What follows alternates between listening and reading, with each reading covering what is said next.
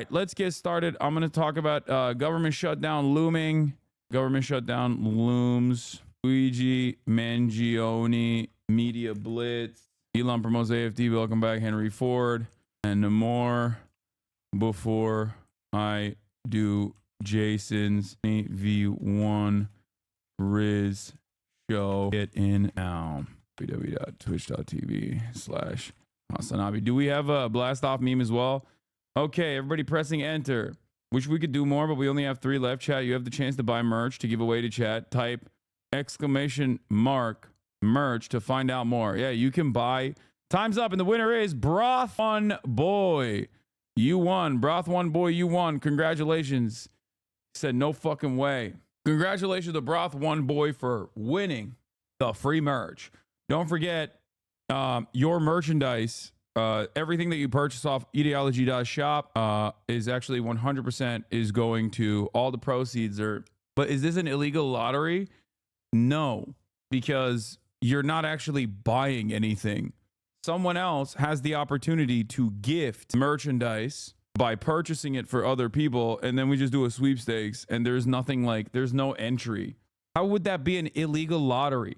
First and foremost, there's no purchase needed to enter it. All you need to do is follow, okay? And, you know, in order to be able to write in the chat, that's the only restriction that there is. And it's not even like to drive up followers or anything.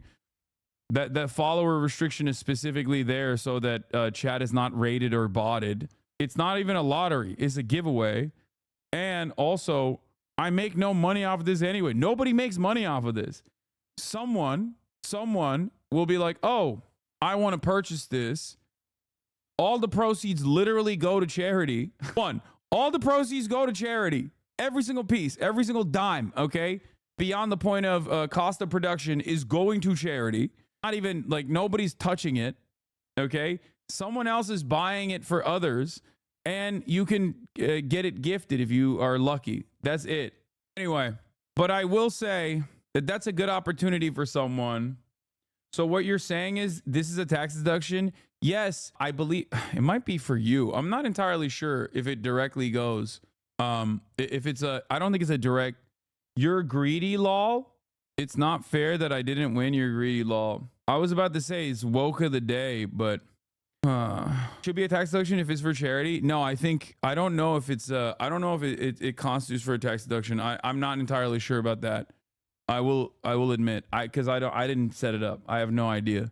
I don't think it's the same as like when we do the Tiltify donos. I think you're just straight up buying merch and it doesn't qualify as a tax deduction, I don't think, because it goes back to Warren James, and then from Warren James it goes to the charity.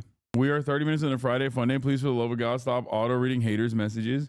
Yeah, it is kind of crazy. What charity is it going to? It's going to Raices, Texas. This is who I am working with.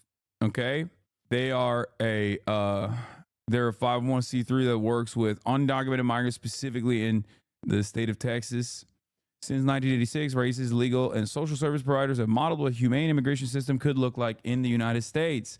We open over 10,000 cases each year without free and low-cost legal services and access to holistic, trauma-informed care. Most of our clients, including children of all ages, would have to go to the court along with zero representation. Yeah, he says. Anyway, it's so funny. Like, I will literally try to do my very best to be a good person. Okay?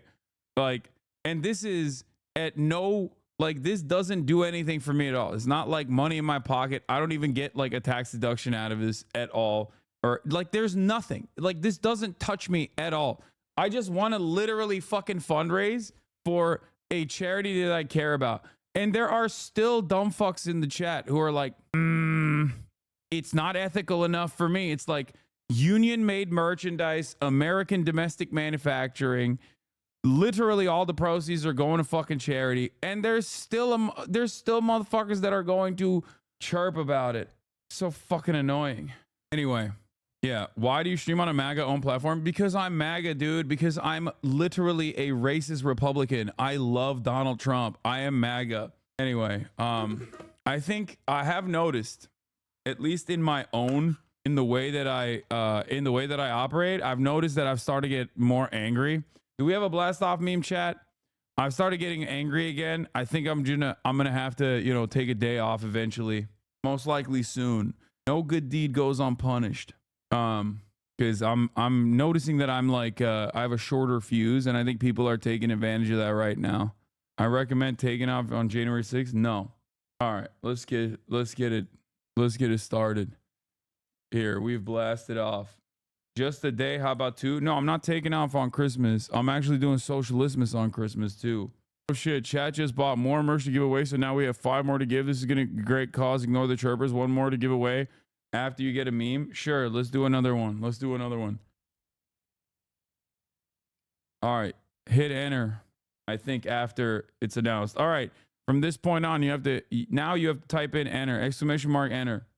Also, I'm blasting off as well, which is not the best time to hit enter, but go retweet this fucking blast off as well. Go interact with it. Go like it. All right. Meanwhile, to all the people who are chirping at me, here's the woke of the day song. All right, it's time. Clap for the woke of the day song. Clap. Yes. Clap for the chatter. You, my friend, are woke of the day. For woke of the day, your reward is a week-long suspension. But before I deliver it to you, what are your final words? I can't do it. I couldn't do it. God, I'm such a bitch. It's DJ Danarchy. He's a notorious, very famous leftist music guy. Yes! Clap for the chatter. All right. DJ Danarchy famously made all the Majority Report songs. Woke of the day song. Clap. Yes! Clap for the chatter. Clap. Well, Warren James, congratulations. Random process. You won.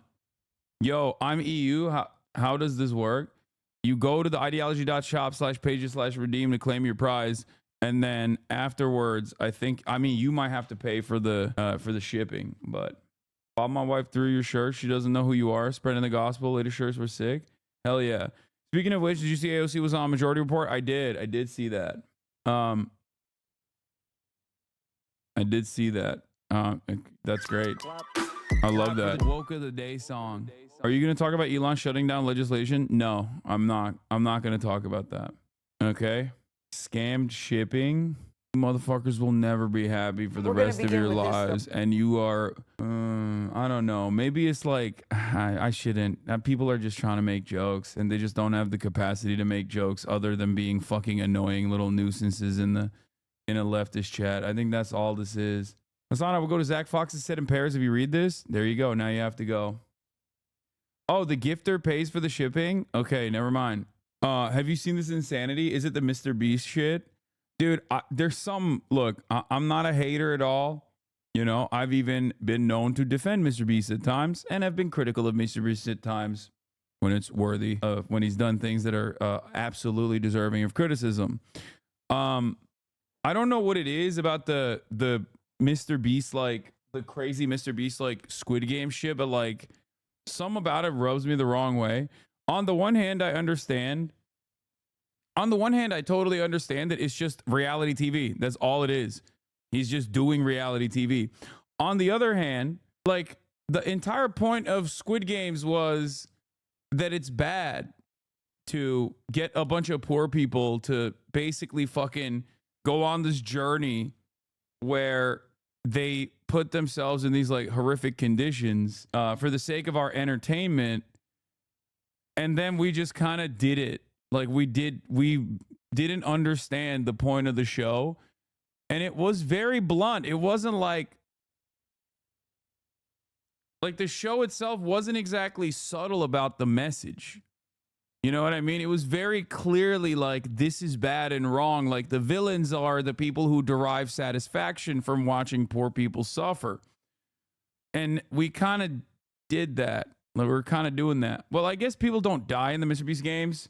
So there is that. And I think he like gives them money, even if they just for participating, even if they lose. But like I said, it's weird. It's just like kind of rubs me the wrong way. I don't know what it is. Maybe I'm I hate being the fucking one friend who's too woke, you know? You never want to be the one friend who's too woke. But on the one hand, it's just like regular ass reality TV. Like, what the fuck? It ain't no different. I mean, it ain't different at all from regular ass reality TV. It's literally the same, right? But also on the other hand, it's like maybe it's because like Jimmy Mr. Beast Donaldson is like a content creator who I know, who I have met, who I've been around physically. It just like feels weird, especially because it's like Squid Game. So I don't know.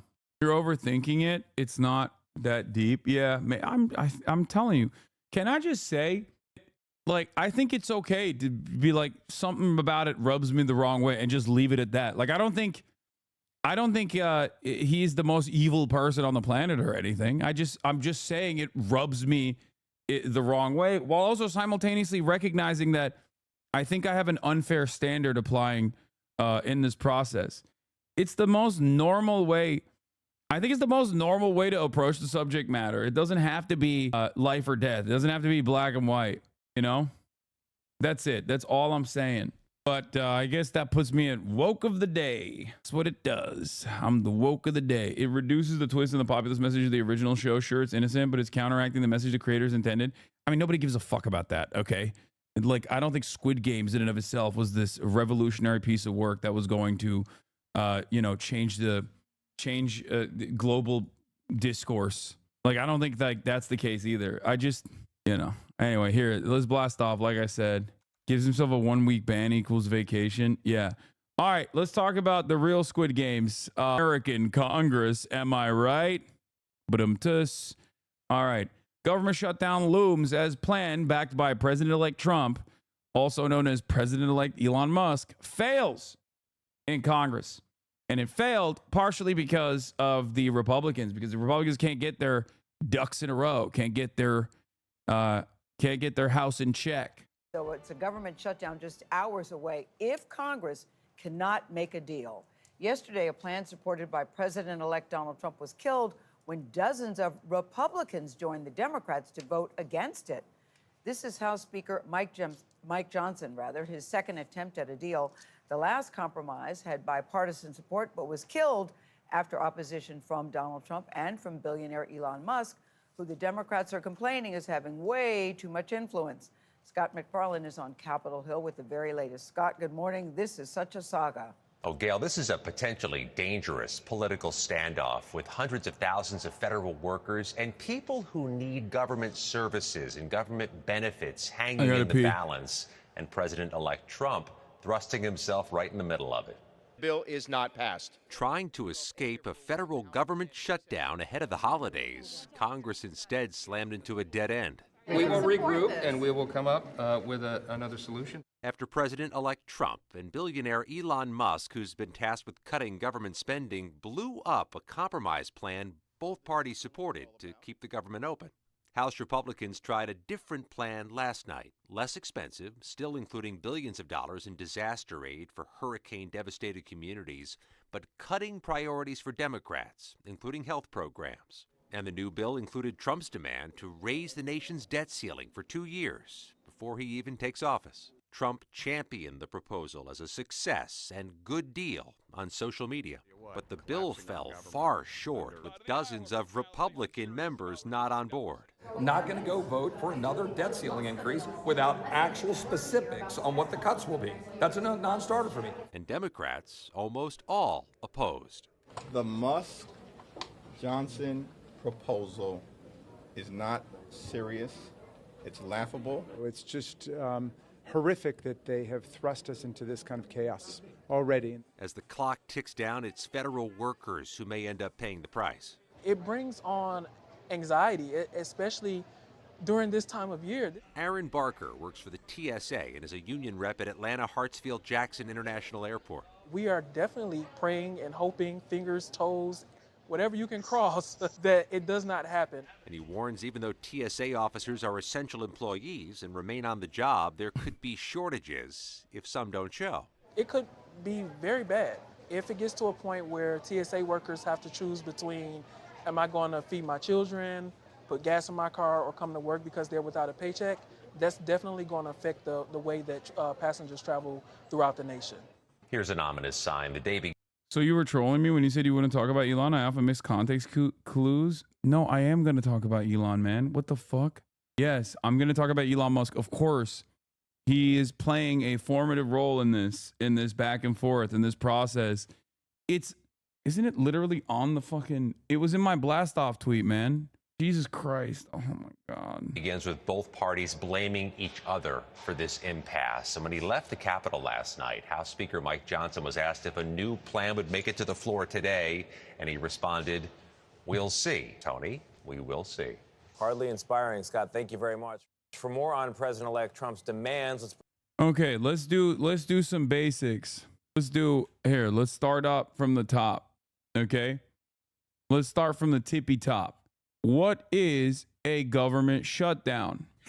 Well, here we go again. The government is heading toward a possible shutdown, and it's the third such threat in just 5 months. In fact, money for some government agencies will run out in just 2 days if Congress does not reach an agreement. But what does it all mean? As you guys know, Congress has up until midnight. This is a video from 9 months ago. The last time they passed a continued resolution funding bill to fund the federal government. Okay? This bill funds the federal government until today, actually, midnight tonight. Congress has until midnight tonight to come up with a way to fund the government, or the federal agencies will shut down, meaning hundreds and thousands of federal employees could be sent home, or even worse, stay on the job without pay just ahead of the holidays. Now, originally, the Republicans had a bipartisan plan that they ended up abandoning to prevent a shutdown after President-elect Elon Musk, alongside Vice President-elect Donald Trump, came out against it. They were railing against it. Trump told House Speaker Mike Johnson to essentially renegotiate the deal days before this deadline. Okay? And in the last couple of days, there's been a lot of back and forth. And the Republicans did that. They were like, all right, well, our God King Elon Musk wants us to renegotiate this, so let's put it together. And in the revamped continued resolution, they took out a bunch of funding for absolute necessities, funding for rural hospitals, funding for like child cancer research, just like insane stuff. Okay, things that you might look at and go, why is that in a continued resolution? Now, that's understandable. We're like, why is that in the federal funds? Why is that in the federal funding bill for the government? And part of the reason for why is because that's just how we fund things. The other reason is because continued resolutions are must-pass bills for the most part, obviously. And a lot of people add on things that they desperately need to fund into bills such as this one, because if you're oblivious to the way Congress operates, unfortunately, nothing gets passed in our legislative body unless it is unlimited funds to Israel, unlimited funds to the military-industrial complex, or, I guess, messaging bills that make it so that it's illegal to hurt the feelings of Israel. Things of that nature get passed, but everything else does not, which is why this has to get passed, and which is why a lot of people will add things on to these must-pass bills. And sometimes Republicans like to take things out are necessary from these sorts of bills. All right. One of the many ways in which you can nuke a bill and force people to renegotiate. There's certain ways that they do this. One is a poison pill provision. Usually they'll add on like something so unacceptable and so insane to the bill that no one on the other side is going to agree to it. So then you go back to the drawing board. Other things that, Republicans will often do is I guess it's the reverse of pork. Pork is what they consider unnecessary spending tacked onto this bill. Usually it's stuff like FEMA, additional funds for disaster relief, things that people need. Republicans would call that pork to say, that's just extra stuff that you want to add on there. Who needs that? Right?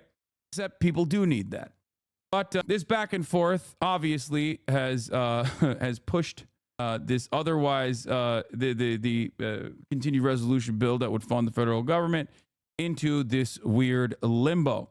But what does it mean if the government shuts down? A government shutdown happens when Congress doesn't pass legislation, either temporarily or more permanently funding the government, and such a measure isn't signed by the president.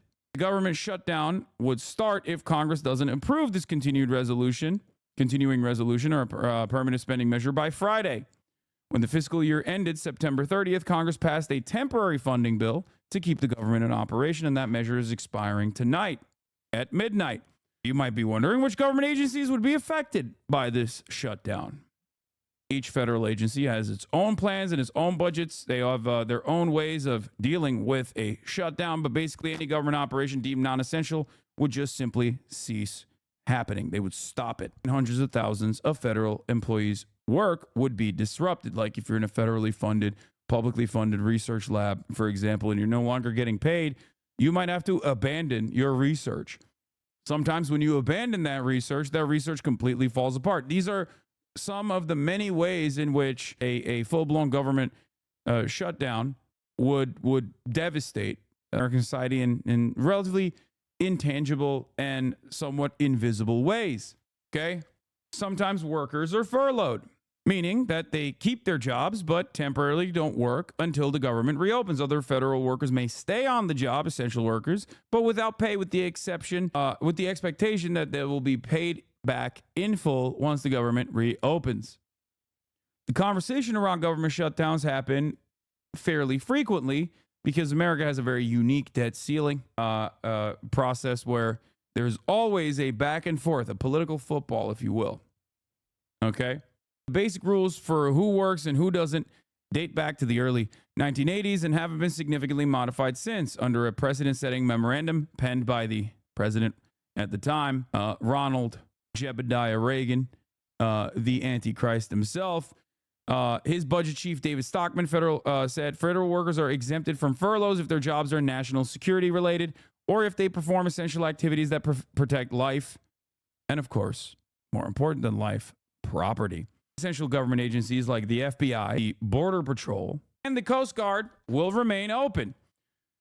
Transportation Security Administration officers would continue to staff airport checkpoints. The U.S. Postal Service also won't be affected because it is an independent agency, but national parks and monuments would close. Troops would stay at their posts, but many civilian employees and agencies like the Department of Defense would be sent home. Court systems would be affected too, with civil proceedings paused while criminal prosecutions continue. Automated tax collections would stay on track, but the IRS would also stop auditing tax returns. Now, the government shutdown won't affect Social Security checks. Recipients of both Social Security and Medicare would continue to receive their benefits, which are part of the mandatory spending that is not subject to the annual appropriations measures. Doctors and hospitals would also continue to get their Medicare and Medicaid reimbursements, so do not worry about that front. But it's possible that new applications won't be processed. During government shutdown in 1996, thousands of Medicare applicants were turned away daily. You might be wondering what a continuing resolution is. And that is when Congress is down to the wire on passing measures to fund the federal government, the term CR often comes up. It is a temporary spending bill that lets the federal government stay open and operational before Congress and the president have approved a more permanent appropriation. A clean CR is essentially a bill that extends existing appropriations at the same levels as the prior fiscal year, which was the original clean CR bill that was put up that Elon Musk and Donald Trump had issues with, apparently. Elon Musk especially had issues with it. But we shall see in this last-minute scramble. AOC was saying on Majority Report that this is happening over the debt ceiling now because Trump's tax cuts are up for renewal next year, which will increase the deficit. Republicans, Elon, are getting ahead of it. Yes, I suspect that a big part of this is because Donald Trump wants to make the tax cuts permanent, the ones that were supposed to be sunsetting, specifically for middle class and poorer Americans. And he won't just do that on its own. He's not going to use that as a standalone to be like, oh, yeah, we're going to also make the tax cuts for the working class permanent. He will most likely use that as an opportunity to say, we're making those tax cuts permanent while also offering additional tax cuts to corporations. There's an idea about there's an initiative to lower the already incredibly low corporate tax rate down to 15%. So this is most likely a measure to make sure that there are no hurdles in front of Donald Trump, at least up until the midterm elections.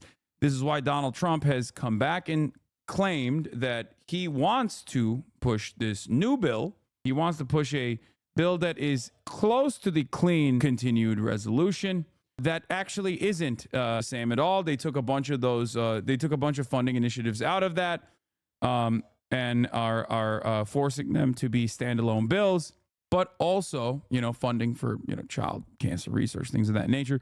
But also, perhaps most importantly, they want to increase the debt limit, the debt ceiling, until January 2027.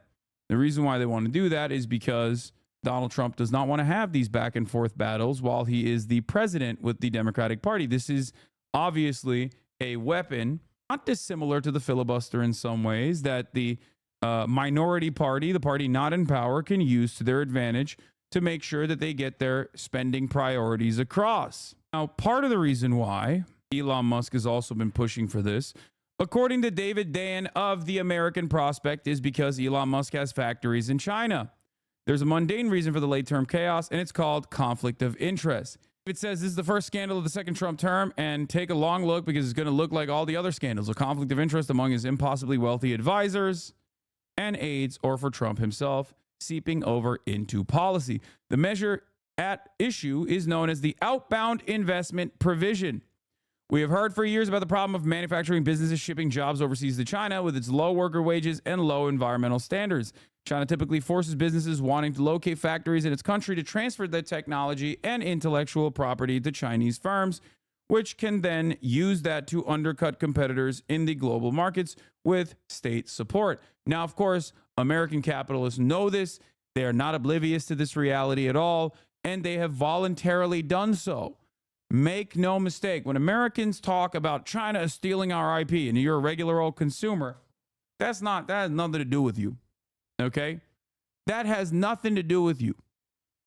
American corporate oligarchs knew that this was a reality. It was a firm handshake commitment that they would take advantage of low wages in China and ship manufacturing overseas to China, make China the manufacturing hub of the global economy. And part of that was that they would give Chinese companies their intellectual property with the, dare I say, Orientalist, racist notion that these barbaric Chinese workers would never be able to keep up with American technological innovation. And well, it turns out in 2024, China has not only kept up, but as in some of the key sectors that they have been focusing on since 2015 under the leadership of Xi Jinping, they've actually become sector leaders. And now that those chickens are coming home to roost, the American labor force is completely gutted and destroyed because our capital owners have voluntarily moved manufacturing over to China, and China has developed at a rapid clip with a much better redistribution of the foreign capital that has come into the Chinese marketplace.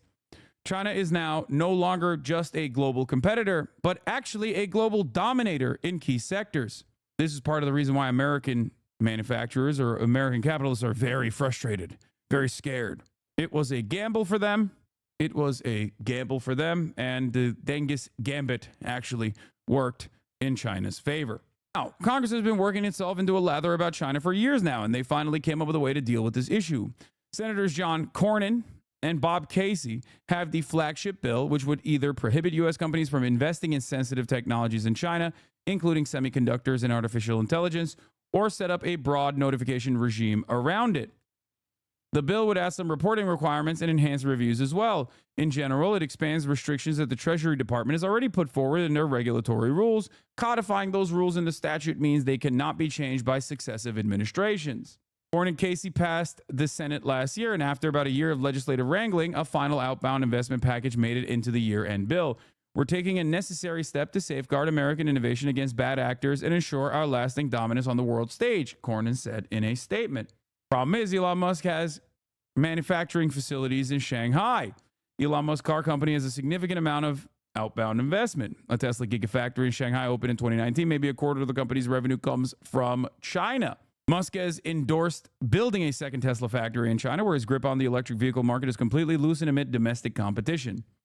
He is working with the Chinese government to bring full self-driving technology to China. In other words, importing a technology they may be seen as sensitive. Musk has battery and solar panel factories that are not yet in China, but he may want to build them in China in the future. You can argue about whether the U.S. should be restricting investment in China, says David Dayen, but it's incontrovertible that a billionaire who has a bunch of investments in China and wants to make more all of a sudden disrupted a normal congressional process that was going to restrict that investment with a bunch of lies from his media platform. Lo and behold, when the new funding bill emerged, the outbound investment feature was dropped. In fact, all traces of provisions related to China were removed from the bill.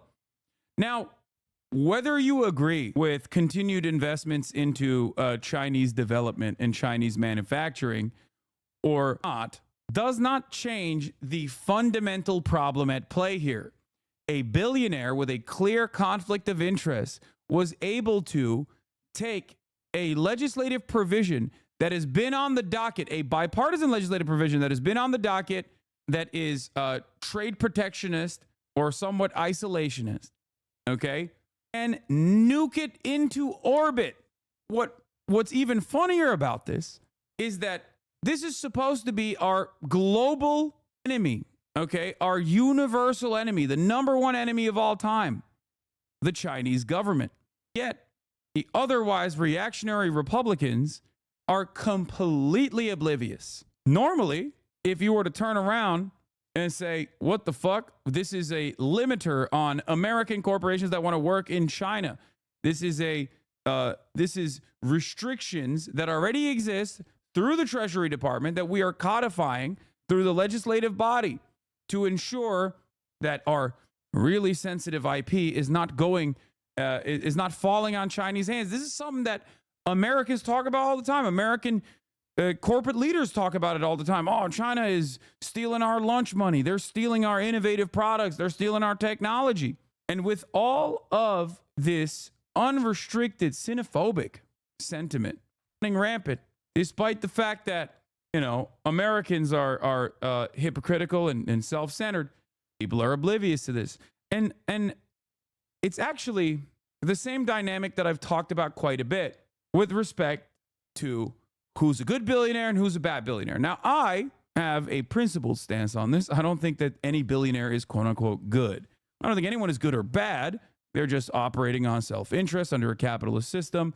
And the reality that billionaires even exist is a significant failure of policy in my assessment. Okay?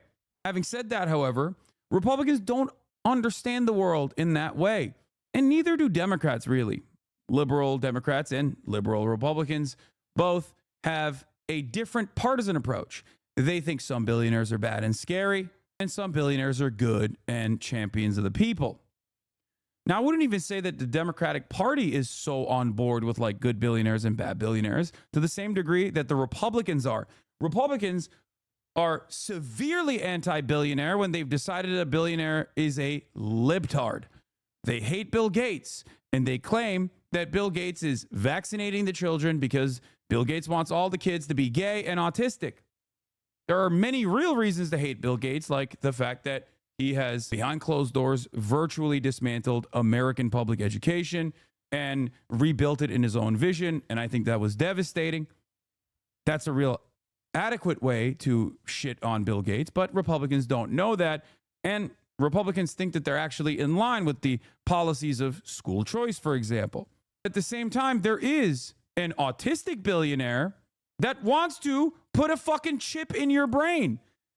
That autistic billionaire's name is Elon Musk, and yet the Republican Party thinks Elon Musk is a champion of the American people. It blows my fucking mind. You think Bill Gates wants to make you autistic with a vaccine chip? Elon Musk is literally working on Neuralink, and yet Republicans don't understand that. They're like, they don't realize. They're like, oh, the government's surveilling us, brother. They're surveilling us. Okay, Elon Musk is literally a defense contractor with a surveillance mechanism. Peter Thiel, Palantir, that is a surveillance company So many of the billionaires in Trump's orbit are the exact cartoon villains that you present libtard billionaires as. Now, this isn't to say that those libtard billionaires aren't doing a whole bunch of awful things that ruin your lives as well. They certainly are. But it's hilarious to me that they just refuse to comprehend that their guys are doing this too. Okay? Do you support surveillance? Of course not. Don't be ridiculous. Anyway, so that's the Elon Musk part of this equation that I wanted to briefly touch on. So on the one hand, the major point of contention here is obviously to eviscerate the debt limit until 2027, the January 2027, so that Donald Trump can do whatever the fuck he wants to without any sort of setbacks that the Republicans, or not the Republicans, that the Democrats can use to their advantage when Trump becomes the president. But there's also other provisions that were taken out of this bill specifically so that Elon Musk can continue working unrestricted in China, continue operating in China, just so people understand. So that's what a government shutdown is. Now, you might be wondering, okay, what is the debt ceiling? Well, let's do that too. The American government spends more than it collects in taxes and must borrow the difference. For years, investors have gladly lent money to the federal government by buying treasury bonds because they are confident the United States always pays its debts. But what if it didn't? The threat is real. Under the law, Congress must periodically raise what's called the country's debt limit, or the government won't have enough money to meet its obligations, such as paying interest on bonds or delivering checks to contractors, soldiers, or Social Security recipients. The debt limit is easily misunderstood. Raising it does not authorize new spending. It simply allows the government to borrow enough to pay the bills Congress has already approved. Not raising the debt limit is like ordering an expensive restaurant meal and then refusing to pay when the bill arrives. The United States has always avoided a crisis by raising or suspending the debt limits, about 80 times since 1960. But the risks look higher this time. House Republicans see the debt limit as leverage. Why are you playing lib-ass videos? I mean, it's an explainer on what it is and why it exists. I don't know why you're frustrated by this. It's a 2-minute video. You'll be fine. Okay. Now, should the debt limit exist? I don't agree. I don't think it should. And seemingly Donald Trump doesn't think it should either. Having said that, however, while it does exist, it is a very valuable political weapon for the Democrats to use. And the thing is, the Republicans don't want to do that, and they never will do that, as a matter of fact. But overall, the United States is the only country with a debt limit. The United States is the only country with a debt limit that is close to the debt it has. There are some other countries that have a debt ceiling, but it's it rate adjusts year over year, and it's so high that it's virtually impossible to reach it. Yeah, Denmark has one, but it's 200% of its GDP. Are threatening to raise it only if President Joe Biden and Democrats agree to spending cuts. They did not hesitate to raise the debt limit when Republican Donald Trump occupied the White House. Since then, the federal government's debts have grown even larger as Presidents Trump and Biden spent heavily to support the American economy during the COVID-19 pandemic. The government reached the $31.38 trillion debt limit in January. The Treasury Department can use accounting maneuvers to delay the day of reckoning, but not indefinitely. Democrats and Republicans may not be able to resolve their differences and raise the debt limit before the clock runs out. If that happens, the government might have to prioritize spending, paying some bills but not others, and making agonizing choices such as who gets paid first, a Chinese bondholder, say, or a senior who relies on Social Security. But the result could be a blow to the United States' reputation for honoring its debts and could risk triggering a global economic and financial catastrophe. I think it's funny because it's just like a made up, in my assessment, especially in a country like the United States of America, is a completely made up limiter that we've decided must exist. And it's yet another political hurdle where both parties can use it wield it as a weapon against the other, because the threat of a shutdown is severe, right? And nobody wants to be responsible. Nobody wants to be held responsible for the shutdown. Part of the problem here is that the Democrats are currently in office. I mean, They own the White House. Joe Biden is the president. However, as we all currently understand, Joe Biden is not really alive. He's basically in a vegetative state. So the Republicans are kind of holding the bag, so to speak. So this is a politically tumultuous moment for them because they are left as the singular, sole responsible party for everything bad that happens. So that's it. It's like a self-inflicted wound that Republicans squeeze every time they need something. Yeah. They certainly don't mind it when, you know, Donald Trump is president, of course. So I do want to cover the I also want to cover the Joe Brandon video as well, like the not the video, sorry, but the Joe Brandon coverage that came out of Wall Street Journal yesterday, talking about how they managed this geriatric man's declined mental faculties.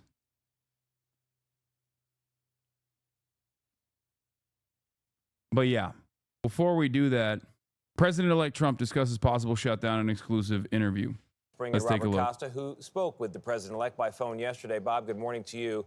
So Trump and Musk kill one bill, then they put one forward. Congress kills that bill. Now we're at this impasse. What exactly does Donald Trump want out of this, and what's the strategy now?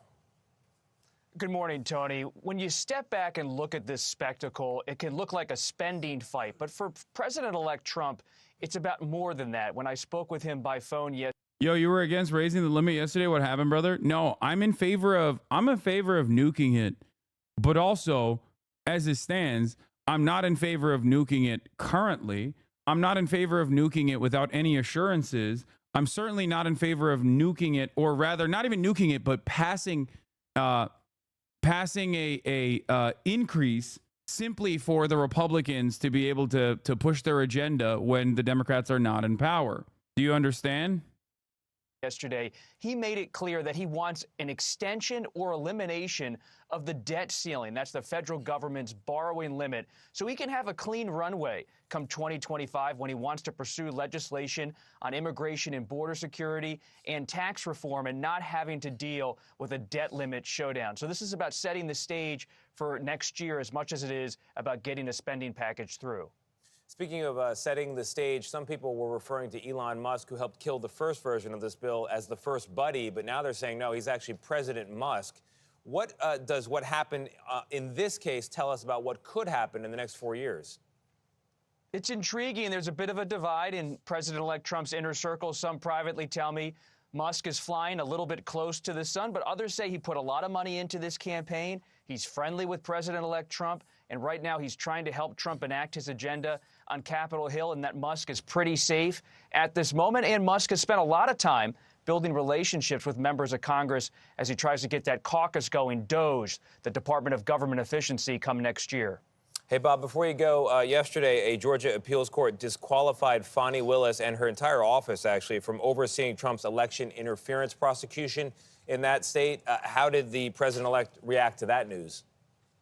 Well, you won't be surprised. He was very dismissive of the Georgia election interference case and of Fani Willis. When I spoke to President-elect Trump, he said the case wasn't a real case, and now it's off his plate. He still faces a bit of a legal challenge in New York with his conviction there, though it's uncertain exactly how that's going to play out. The judge has not dismissed the case at this moment or the conviction, but Trump's lawyers continue to fight it.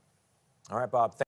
Musk must be emptying out his pockets. Oh, wait, he has infinite money. Yeah, and it's also an incredible investment. Every single time he spends money in any direction is a fantastic opportunity for him because he gets a return on that. Musk's net worth is entirely reliant on his companies or the way that people speculate about his companies. So him having this like broad power over the federal regulatory agencies and being in Trump's pocket actually causes people to go, oh, I'm going long on his companies. He's going to go to the moon. That also contributes to his net worth. That's precisely the reason why he added billions of dollars to his net worth since the election. There's also exactly promised federal contracts at play here. Not only does he rely heavily on government subsidies, but he also gets regulated by the government regulatory agencies. He can now demand more subsidies if he wants to. He can do whatever he wants. We've basically made the richest man on the planet the God King of the United States of America and therefore the planet. And it's, I guess, a more direct relationship than the indirect one that already existed. Okay? These guys already controlled the federal government. They already controlled the regulatory agencies by way of revolving doors, from, you know, Congress to K Street, Wall Street to K Street. But now they have a much more direct line. Donald Trump is a malleable and very corrupt individual. He doesn't give a shit. It's great if you come to him and you kiss the ring. He is going to give you anything you want, really, depending on how much you pay for it. It's just how it works. Because no way it's more sophisticated than that. No, it's not. It's not more sophisticated than that at all. It literally is that simple. I'm not even being reductive when I say Elon Musk has direct access to Donald Trump and has direct control over the federal regulatory agencies. Every single federal regulatory agency has unironically prosecuted Elon Musk. Like from OSHA to the EPA, like every single regulatory body has in some way, shape, or form investigated Elon Musk. Now he has control over all of them. So it's just cutting out the middleman. No need to spend money lobbying when you are in the White House.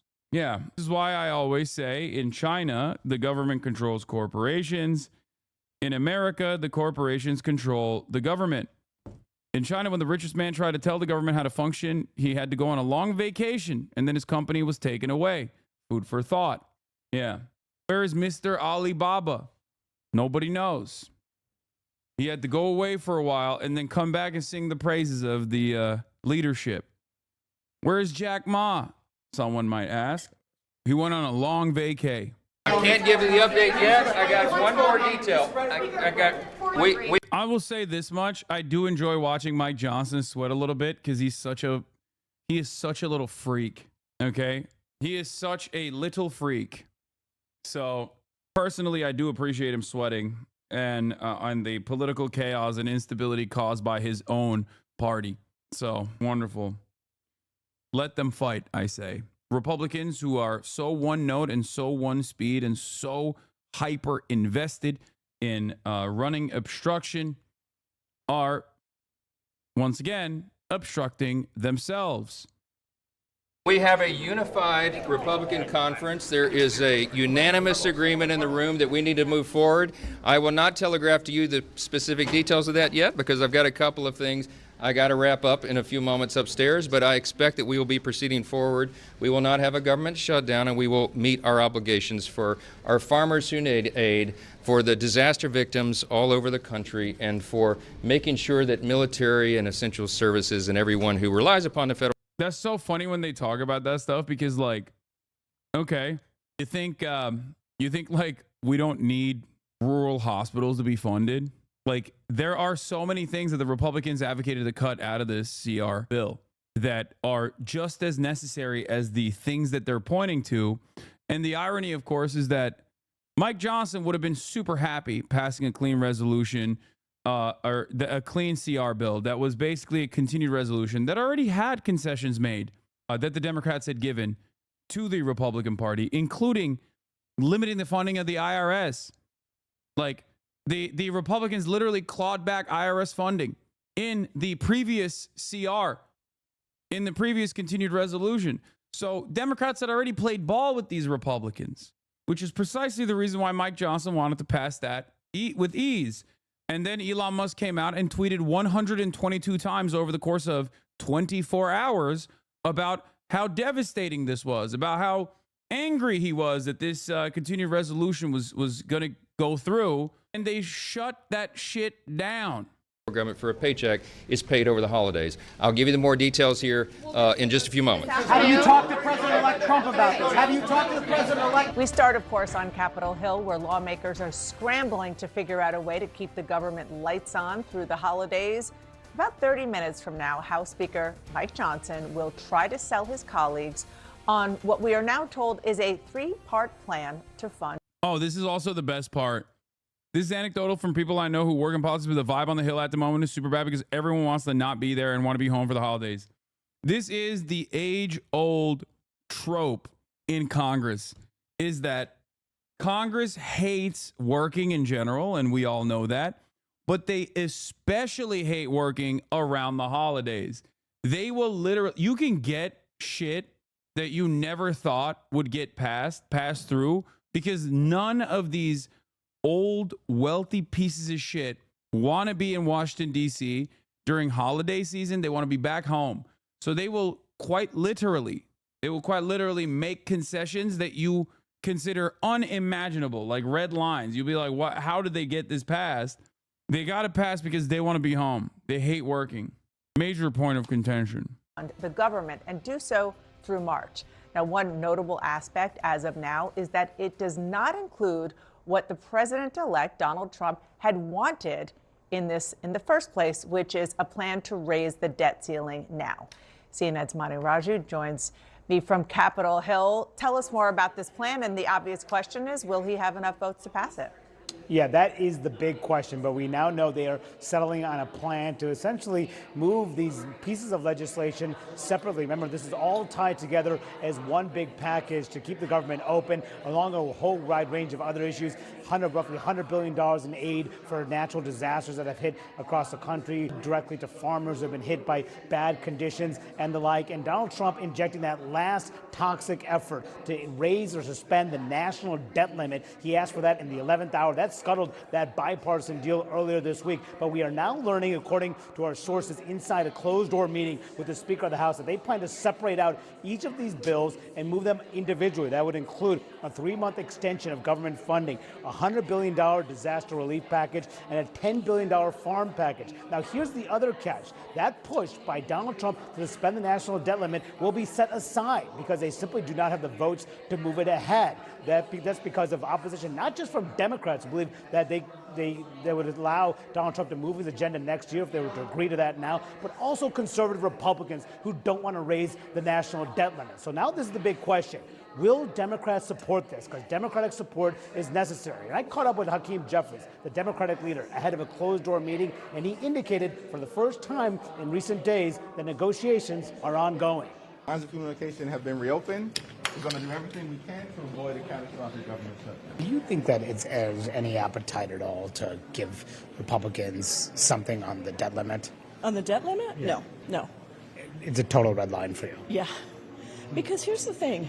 The debt limit, the reason he's trying to do that is so that he can pass Trump tax scam 2.0 next year and not have to worry about the fact that it's going to drive up the debt by another several $1 trillion.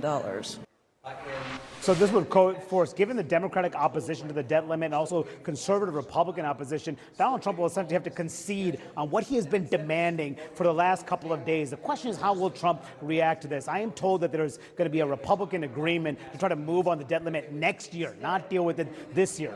And Dana, where will the votes ultimately come down? The other discussion is, will they vote tonight on this using a procedure that would require 2/3 majority of the House to advance it, meaning a lot of Democrats are to support each of these individual bills in this separate vote strategy, or wait till tomorrow and try to do it along party lines. The Dems would raise the limit if they were a majority and won the election.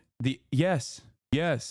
I like that the one instance where the Democrats are playing good politics, everybody gets mad when they're like, what do you mean? They're being hypocritical. It's like, yeah, dude, that's politics, baby. Yeah, no shit. And the Republicans would be on the other side going, absolutely not, absolutely not, absolutely not. We care about fiscal responsibility here. It's ironic because there are some Republicans out there who are just like anti-CR no matter what. They're just like fundamentally at odds with funding the federal government. Okay? They just don't fuck with that. They're there to blow shit up. Not because they're like fiscally responsible. Of course, those same Republicans unconditionally will offer support and demonstrate fiscal irresponsibility when it comes to, was just stating the obvious, all good. Yeah. those very same Republicans would also not care if it was tax cuts. Don't make no mistake. But yeah, they can play good politics when it doesn't affect my ability to buy food. Yeah, you're right, man. Well, don't worry. Your ability to buy food is going to go away anyway, regardless, when the Republicans are in power. Okay, so for the time being, I think it's important for the Democrats to hold strong on this in an effort to force Republicans to concede without offering up, unlimited spending to the Republican Party. It's so funny when people are just like have no capacity to see beyond themselves, where they go, you don't understand. It's affecting my ability to eat. Okay, hopefully I'd have a different job and not rely on a government check. No, I understand, but this is not on the Democratic Party. This is on the Republican Party. My point is, the Republicans were down with a continued resolution of the clean CR bill originally. Elon Musk and Donald Trump blew it up, and now you're going to fucking yell at the Democrats for not immediately showing their bellies? Get out of here. Go yell at the fucking Republicans. I'm not even like a partisan person, as you guys know. The reason why they want to maintain this as a weapon to wield against the Republican Party is so that they can still continue adding funds to necessary programs while Donald Trump is the president. The current CR bill is not bipartisan, yes, but the clean CR was, even though there were already many, many concessions that the Democrats had given to the Republicans to pass it. Mike Johnson would have loved passing that clean CR, and he was close to doing it until Donald Trump and Elon Musk were like, nope, absolutely not. But during a separate procedure that would be past the shutdown deadline at midnight tonight, they plan to huddle behind. I'm not partisan, LMFAO. I mean, it's true. If you ask many other content creators online, they fucking cry all the time about me even going to the DNC, despite the fact that I got kicked out of it for all of my unjustifiable criticisms of the Democratic Party. I'd love to be partisan. I'd love to be the propaganda minister. If the Democrats got their shit in order and started behaving like a competent party, I'd be the #1 partisan guy, okay? But just because I'm not partisan doesn't mean that I'm not going to defend the Democratic Party if they do something that is appropriate, do something that is right. That also doesn't mean that I'm going to unconditionally say everything that Democrats are doing is good. Closed doors at 12:30 Eastern, Dana, to try to figure out their way forward. I'm confused why Trump and Elon wouldn't want the bill to pass, though. I mean, Elon had a couple things that he wanted to take out of it, some of which we just brought forward, specifically the provision that has been matriculating for the past year that would basically solidify the already existing provisions, already existing Treasury-backed control mechanisms about investing in China. That would turn this, that would basically solidify it, make it permanent by way of Congress. Elon Musk didn't like that because he has factories and potential investment operations in opportunities in China. TSA should screen each one of these elected officials aggressively. They have a nice flight. Merry Christmas. Describe what a competent party would look like going forward. I am describing it. A competent party going forward would take advantage of every fucking media opportunity. Whenever there's a mass shooting, they would be loudly talking about how the blood is on the hands of the Republicans that stand in front of common sense gun control, for example. Common sense gun control that the people want. 75% of NRA members are on board with universalizing background checks, for example, things of that matter. A competent Democratic Party would take advantage of the media landscape surrounding the anger, the very obvious anger that the American people have in their hearts for-profit healthcare. A competent Democratic Party would not be beholden to their corporate benefactors in the insurance industry, and instead would be beholden to their voter base. You know, behave a little bit like the Republicans, as a matter of fact. That's what a competent Democratic Party would do. They would play politics in the same way that the Republicans do. They would be shameless about it, except the Democrats only demonstrate shamelessness when it comes to, I don't know, pardoning Hunter Biden. They only do it for dumb shit. They don't actually do it for, good things. They don't actually do it to enact a legislative agenda that would be helpful. You're a partisan for what you think the Dems should be, not what you are. Yes. You're a partisan for a party that doesn't exist. The DNC thing pisses me off. Been a Biden appointee and older Dems are so out of touch. You're a partisan to a party that doesn't exist. I mean, it's true, though. It is true. I would be a partisan for a party if it existed. That's what I'm trying to say. Make no mistake. I would love for the Democratic Party to abide by not just my wishes, but the wishes of the broadest majorities of American people. Even if the American people are oblivious to what actually helps them, that is still ultimately up to the Democratic Party to communicate how that would be helpful for the regular American voter. Doesn't matter. This kind of stuff transcends party lines. In the words of Tim Walz, feeding the hungry, okay, feeding the starving, and offering shelter to the poor is not a partisan issue.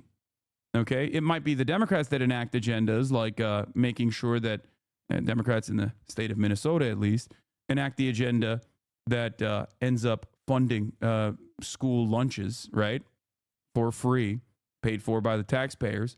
But ultimately, Republicans have children that have to eat as well. And that's it. This is a movie with way too many sequels. I think we're done with this kind of theme, this kind of film. Thank you so much, Manu. Appreciate your reporting. Come back if you get any news, of course. And I'm lucky to be surrounded by a talented group of reporters, CNN's Jeff Zeleny, CNN's Lauren Fox, who, of course, was on Capitol Hill all morning, and Zolan Kano-Young of the New York Times. Lauren, I'll start with you. This three-part strategy to do it in bills that are separate in order to give Democrats and Republicans the ability to vote on different things. Can you explain why that matters, particularly when it comes to the bottom line at this point, which is keeping the government running? There are probably some conservatives who hail from areas that were affected by the hurricane who want to make sure that they have an opportunity to vote for legislation to help their states and their districts. I think that is part of the strategy here. I also think part of it is just getting as many votes as you can on the items that people agree on and breaking this down. There was also some entertainment of whether or not they would add the debt ceiling as a separate vote as part of this. Clearly, that's not the strategy that they're contending with, but that was another way to sort of try to satisfy Donald Trump. So right now, I think this is one of those sort of, it's all the same bill, but it just looks a little different than it was before operations. Sometimes that works on Capitol Hill. But some of the, correct me if I'm wrong, and maybe we don't know this yet, but some of the funding for programs like kids with cancer and so forth, is that going to stay in here, or we just don't know yet? I think the early reports are this is the slimmed down version of what that Tuesday plan was. Okay, that so is no. the early indication. And I do think that for some Democrats, that could be a reason to vote no. Well, let's just talk about the politics of this, because there's so many different facets to what happened and what is happening as we speak, and what it portends for in January, when there truly is full across the board Republican control. What is your read on it? What's your analysis of that? Look, the analysis of it, clearly the first share of the blame rests with Speaker Johnson. By not having this sort of locked up early in the week, there were signs that this was going to be a problem over the weekend. And not just from, there's been, I think, kind of a misnarrative that, that the Democratic goodies are in here, which is true. But there was also, as you reported, a lot of farm state Republicans who were wanting farm aid in there and hurricane assistance. So there was a lot of grumbling. I started hearing it Sunday and Monday from Republicans about Speaker Johnson and his staff, that they simply did not sort of get this going. But I'm still struck by the image last Saturday at the Army-Navy football game when the president-elect, the vice president-elect, Elon Musk, Speaker Johnson, and Senator Thune were in the same space. I mean, watching this football game in a suite at Northwest Stadium here, just miles from the Capitol. And this was not a part of the discussion. They were already looking beyond this. So then why did Donald Trump get involved in this at all? He could have kept his hands clean from this. Was he sort of dragged in by Elon Musk? Was he following him? Was Elon Musk sort of the canary in the coal mine here? I think my biggest question going out of this is, A, does Speaker Johnson survive in January? But B, what does this do to the long-term Trump-Musk relationship? I'm not sure we know that yet. You mean, because there's been with each other? With each other, because I think there's been a lot of conversation about this is President-elect Musk leading the way here. And we know that that could at some point get under Donald Trump's skin. He could be a good foil for this in the moment, but that's my biggest question going forward into next year. What does the Trump-Musk relationship do from here? We'll see. And is it also a test, an early test of Trump's grip on Republicans in Congress too? Yes, he's going to have, Republicans will have unified control here, but I mean, I remember a time where he issues a threat like he did, an electoral threat of anyone who doesn't vote on this bill that I'm supporting last night will be primaried. And most of the time you might have people fall in line. And for some Republicans, that wasn't the case. There were 38 of them. Right.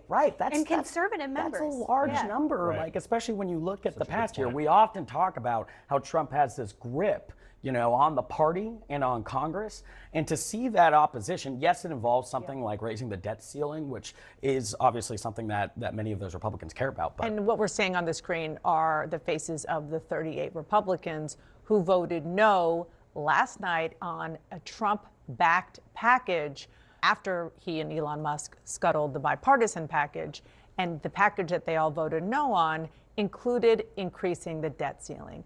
And this is what you just mentioned is the core of what I'm frankly kind of obsessed with when it comes to the politics of all of this, which is if you talked before 2 days ago, 3 days ago, if you talked to people in and around the speaker, in and around John Thune, the Republican leaders in the Congress, they would argue that because Donald Trump is so popular in the party, because he has a lot of political capital, that it would be hard to see enough Republicans, rank and file Republicans, defying him. They were talking about like in the next year, in 2025, and it just happened already before he's even president. And the reason is because of the battle that Donald Trump picked on the debt ceiling, on something that is fundamental to where this movement started, which is in the Tea Party, you know, anti-big government spending. And those kind of Republicans sort of were subsumed by MAGA and Trumpism, but they still very much have a North Star of, I'm not going to mess around with the debt and the deficit. Yeah, I mean, I talked to one of those House Republicans last night when they were getting off the floor, and they said it was a tough vote, but at the end of the day, they got to vote with what they came to Congress to do, which is cut and slash and burn debt. The other thing that is starting to seep through a little bit is Republicans don't know if Donald Trump's going to have their back. And so if it is fundamentally not something they want to do, the pressure from Donald Trump and knowing that he might change his mind in a week and a half, that is starting to eat away at his power over some of these Republicans. Dan Crenshaw made this point to me yesterday. He said, we would be willing to eat a crap sandwich, and yet we are not sure Donald Trump is going to stick with us at the end of the day, and so we can't. This piece does show Biden having all of... Okay, this is Biden's age. This is the Wall Street Journal article on Biden's age, and I think it's important to dive into it.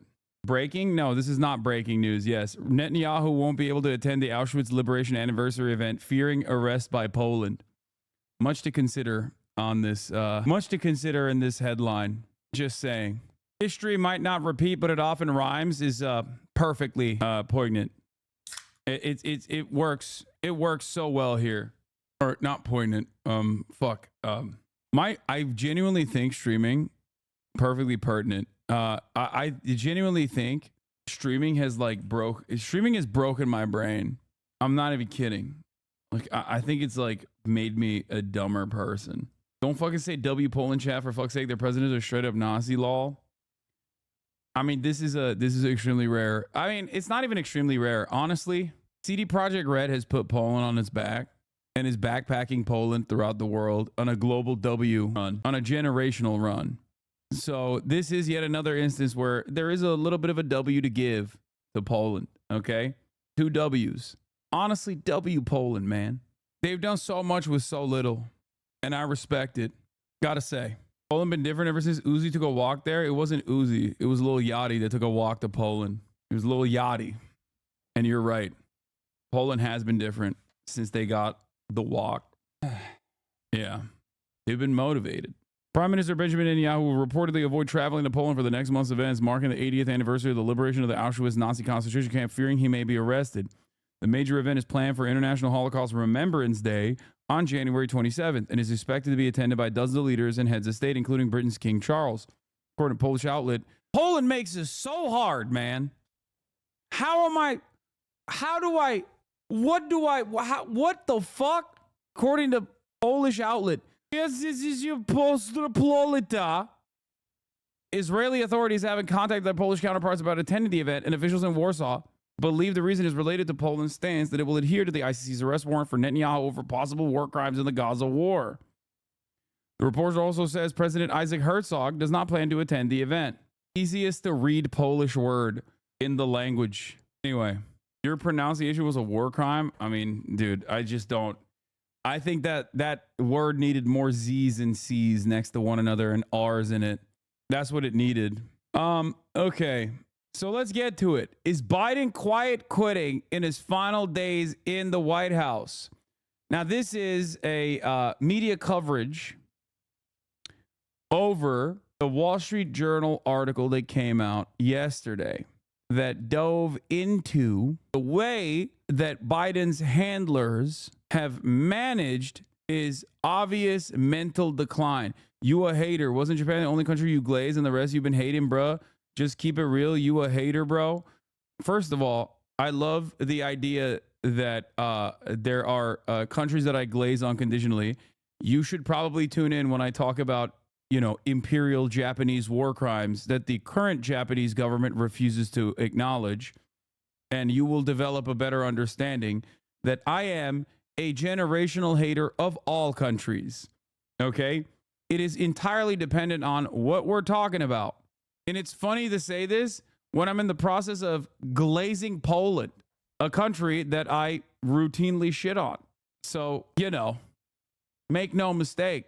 I live in the United States of America, and not a day goes by when I shit without me shitting on America. Anarchist Piker hating the state for real, for real. No, I think every state does a tremendous amount of awful things that are worthy of criticism, that deserve criticism.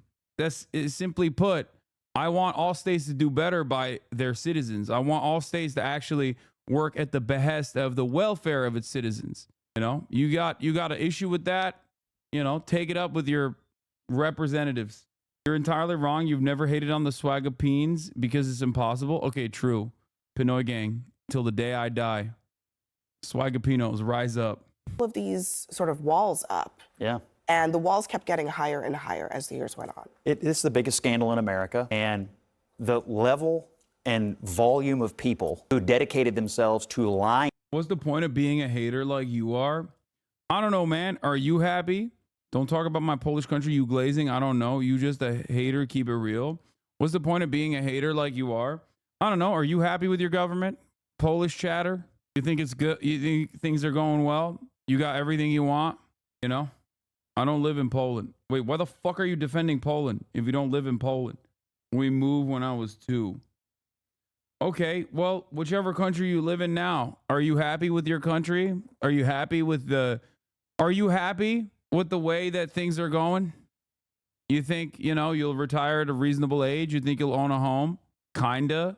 Okay, even kinda means that there's still room for improvement, don't you think? I've never met a single person that has ever been like, no, I love everything that the government does. Everything. There's nothing better can happen. Even liberals have issues. And they're the most like good things are not possible ass people I've ever met. So yeah, now you understand. This is the same way Alman Turks talk about Turkey.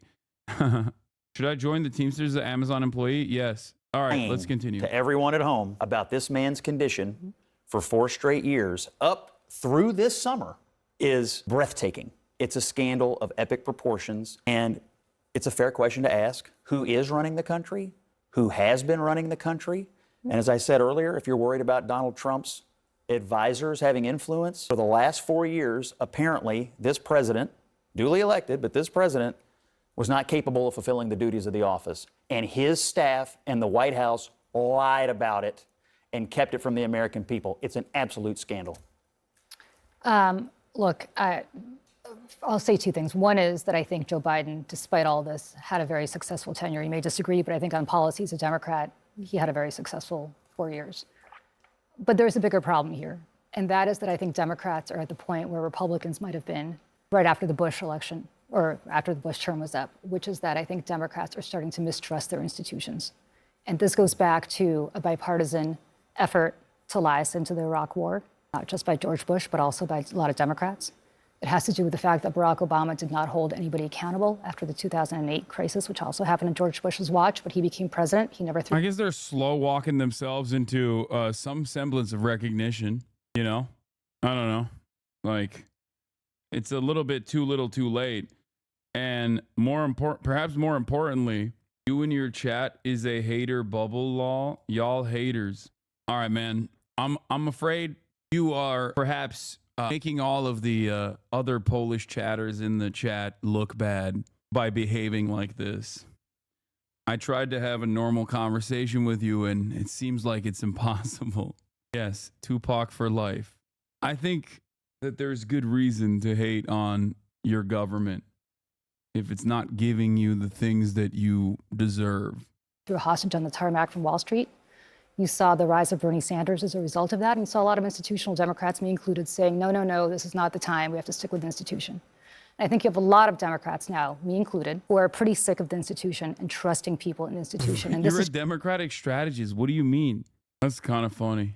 Just one example, most recent example, I think, of people institutionally lying to the American people. And what you're ultimately going to see, and I don't have a problem saying this as a Democrat, is that you're going to see a Tea Party version rise up in the Democratic Party based on the fact that this is yet another marker of people just not trusting our leaders anymore. And I'm sorry to say that, but I think we brought this on ourselves. Yeah, I remember so distinctly when the Wall Street Journal's first story came out and the uproar about it among Democrats and the anger that they were making things up. In this story, they have multiple sitting members of Congress on the record talking about how they hardly ever heard from the president. They're chairmen of their respective committees, going all the way back to the Afghanistan withdrawal. I mean, this is something that they told the public was a Joe Biden decision. And according to this article, he was not really a huge part of rationalizing it, even to his own party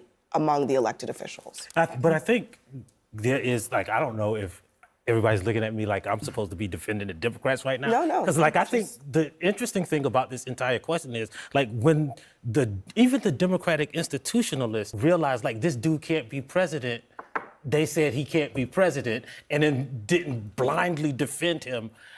You know, he would have been running for a second term except for the Democratic Party. And now and there were people who always thought that this man could not be president now, right?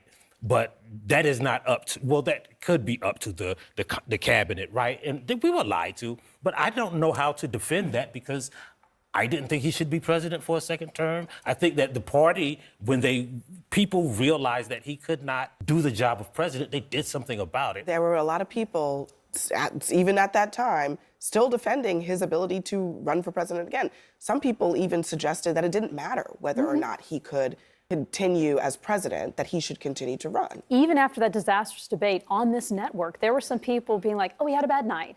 He had a bad night. You know, and one of the quotes in that Wall Street Journal piece was, you know, there are good days and bad days.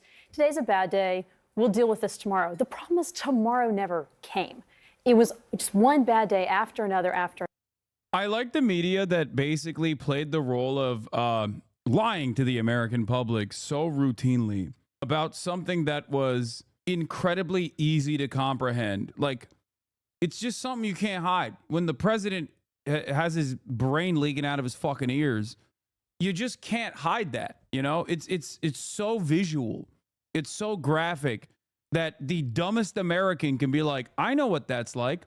That's just like my grandfather, you know, years before he passed away, or maybe months before he passed away. You just can't hide that reality. And they, I think, did a terrible job of trying to do their very best. Okay, I think they try to do their very best on this, and now they have to play ass covering. They have to turn around and be like, oh, well, how could we have known? How could we have known? How could we have foreseen this? What? Why are you not hyping up the Neuro Subathon? What the fuck? I have no idea what you're talking about. Why do chatters randomly come in here and just like ask me the dumbest fucking questions of all time? What are you saying? I have no idea what you're talking about. You must stop getting randomly woman guide. You're right. Anyway, would you say this is relatable to the FDR polio cover-up? Do you mean as in FDR was like hid the truth that he was in a wheelchair? No, it's not. Because FDR hid the fact that he was in a wheelchair and couldn't walk because the American public, he thought, would see him as a weaker candidate. It had nothing to do with his brain capacity. This is far more consequential. I don't give a fuck if the president's in a wheelchair. Okay? I care if the president's brain is working. FDR, on the other hand, his brain definitely was working. It's just that he was worried, and because he correctly identified that Americans would consider him to be weak if they saw him incapable of walking. Very different. Anyway, how the White House functioned with a diminished Biden in charge. Aides kept meetings short and controlled access. Top advisors acted as go-betweens, and public interactions became more scripted. The administration denied. Biden has declined. So let's take a look. During the 2020 presidential primary, Jill Biden campaigned so extensively across Iowa that she held more events. She held events in more counties than her husband, a fact her press secretary at the time, Michael LaRosa, touted to a local reporter. His superior in the Biden campaign quickly chided him.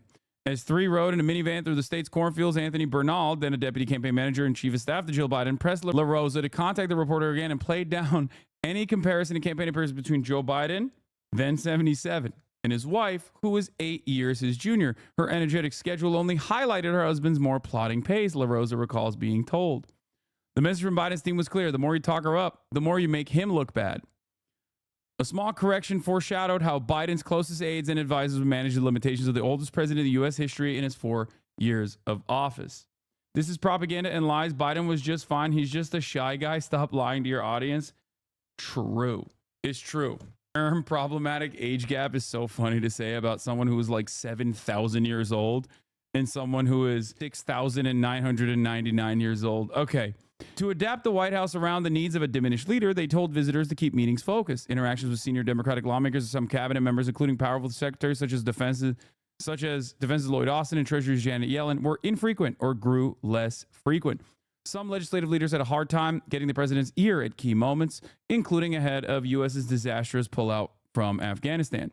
Senior advisors were often put into roles that some administrative officials and lawmakers thought Biden should occupy, with people such as National Security Advisor Jake Sullivan, Senior Counselor Steve Ricchetti, and National Economic Council head Lael Brainerd, and her predecessors frequently in the position of being go-betweens for the president. So basically, this caretaker government ended up delegating responsibility to appropriate parties, which is why you saw a bunch of stuff that was inconsistent with the 60-year track record of Biden in office. Very important to understand. This is why I've always maintained the position that, like, it's not the president that is like a standalone figure that ends up dictating policy, although the bully pulpit is probably one of the strongest parts of the presidency. And if you are diminished in your mental faculties, you are not going to be able to use the bully pulpit to whip Congress into shape, to dominate public understanding with whatever your agenda is. Having said that, however, there were opportunities here, like, for example, Elizabeth Warren and Bernie Sanders and the formative role that they played in this administration. Labor was basically given out, contracted out to Bernie Sanders, and we saw the results of that. FTC, Elizabeth Warren, we saw the results of that. There were plenty of good things in terms of consumer protections that happened under this administration, and that was because Biden simply wasn't up to the task.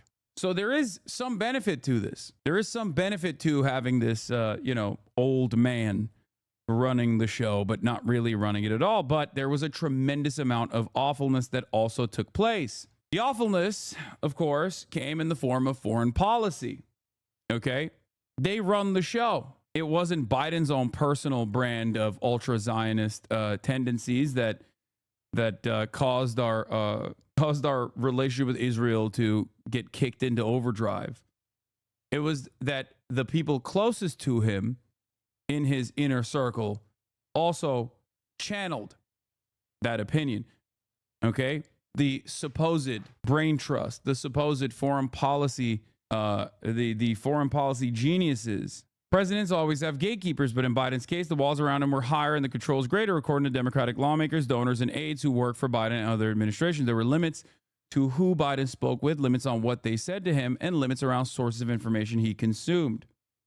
What outlet published this article? Wall Street Journal.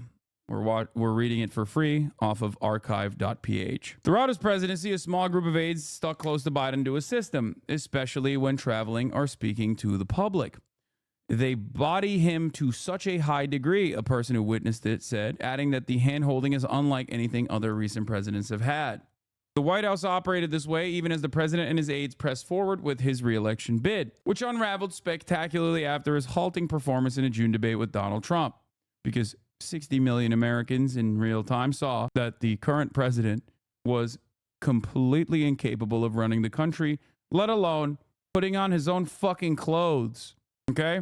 The only similarities that I can point to is basically Ronald Reagan in his second term when he had, signs of Alzheimer's or dementia. Here's me calling out Morning Joe.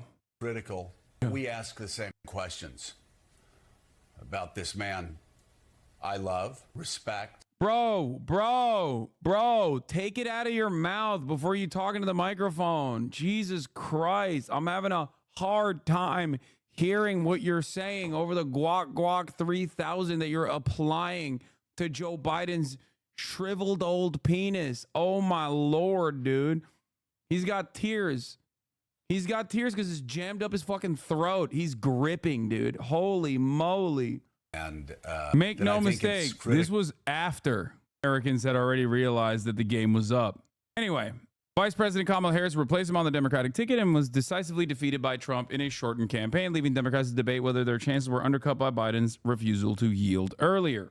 This account of how the White House functioned with an aging leader at the top of its organizational chart is based on interviews with nearly 50 people, including those who participated in or had direct knowledge of the operations. Many of those who criticized Biden's insularity said his system nonetheless kept his agenda on track. White House spokesman Andrew Bates said Biden earned the most accomplished record of any modern commander-in-chief and rebuilt the middle class because of his attention to policy details that impact millions of lives. Bates, who rejected the notion that Biden has declined, added that the president has often solicited opinions from outside experts, which has informed his policy making. He said it is the job of senior White House staff to have high-level meetings regularly and that they were executing Biden's agenda at his direction. He also said that staff alerted the president to significant negative news stories. Bernal, via the White House press office, declined to comment. This is a lie. They literally limited his interaction with the outside world. They also limited the negative press coverage. It's like a child. We had like a kid running the country. There were good days and bad days. The president's slide has been hard to overlook. The structure was also designed to prevent Biden, an undisciplined public speaker throughout his half-century political career, from making gaffes and missteps that could damage his image. As you guys know, Andrew Bates also famously said this, my favorite tweet of all time, to answer the question on everyone's minds, no, Joe Biden does not have a doctorate in foreign affairs. He's just that fucking good. White House senior deputy press secretary and deputy assistant to the president. And my goat, Andrew Jedediah Bates. We beat Medicare. Okay. So this entire article details how they limited Biden's public interactions, how they sheltered him from the truth, and how because Biden was woefully incompetent and genuinely demented, that basically most of this administration's achievements and most of the steps that they took were not directed at the top by Joseph Robinette Brandon. What is happening with this piece? What the hell? But instead, they were handled by specialists that were placed in front of him. It's something that we already knew, and it's something that we talked about, and it's something that was very easy to predict. This is something that I've been saying since 2019, talking about how ridiculous it is that Democrats are going to drop the incumbent's advantage by putting forth a person who will not be able to run for office again. Problem is, the Democrats, being the silly little incompetent party they are, refuse to put a successor as the vice president in the Biden administration and then build that person up. And this is precisely how we arrived at Kamala Harris. Kamala Harris was not chosen because of her acumen, her charisma, or any sort of ideological predisposition that she has. Kamala Harris was chosen not to outshine Joe Biden, first and foremost. Kamala Harris was also packaged as a simple identity politics slot. Joe Biden actively said, I'm going to pick a black woman. Yes, here is something I said in 2020. One truly wild thing that we haven't really talked about is Biden's stated interest in being a single-term president. Like we're just going to throw away our incumbent advantage because Joe's going to be a vegetable by the end of his presidency. Truly incredible stuff. Joe Biden chose to look at the smears that the Republicans oftentimes apply to any person that is not white or a man, DEI, and adopt it and say, yes, I'm doing a DEI candidate. Now, this doesn't mean that Kamala Harris didn't have the bona fides, right? I think that, you know, she has, her resume is decent. Maybe not for presidency, maybe not for vice presidency, but it's still, she's a competent person. Problem is, that's not what she was chosen for. She was chosen because she would not be able to outshine the demented president. Okay? A lot of this stuff unfolded when he also had the special counsel interview him, Robert Hur, right? That was his name, I believe. That interview surrounding the classified documents investigation showed, according to Hur's own assessment, that Joe Biden was incapable of remembering key details about his own life, and that if presented in front of a jury, would come across as a bumbling old fool who was well-intentioned. If you recall, the media was very upset about this detail being revealed, except feel like he was a little bit vindicated, don't you think? He was. He was vindicated because he was right that Joe Biden was a doddering old fool. But they insulated him nonetheless and had a relatively adversarial relationship with the media, despite the reality that the media played ball with the Biden administration, in my opinion, with the exceptions of the Afghan withdrawal, which was one of the only good things that Joe Biden did in terms of his foreign policy accomplishments. You sound like Fox News. Shut the fuck up. So now this fool's sucking Trump dick now too. Hassan kissing the Trump ring now too. Yes, that's what I'm doing. Just like I was doing that all the way back in 2019 and in 2020 when I said Joe Biden should not be the candidate. He is far too old. That's what I was doing. I was kissing. I was bringing up every mistake that I talked about in this campaign cycle, even in the Kamala Harris truncated campaign.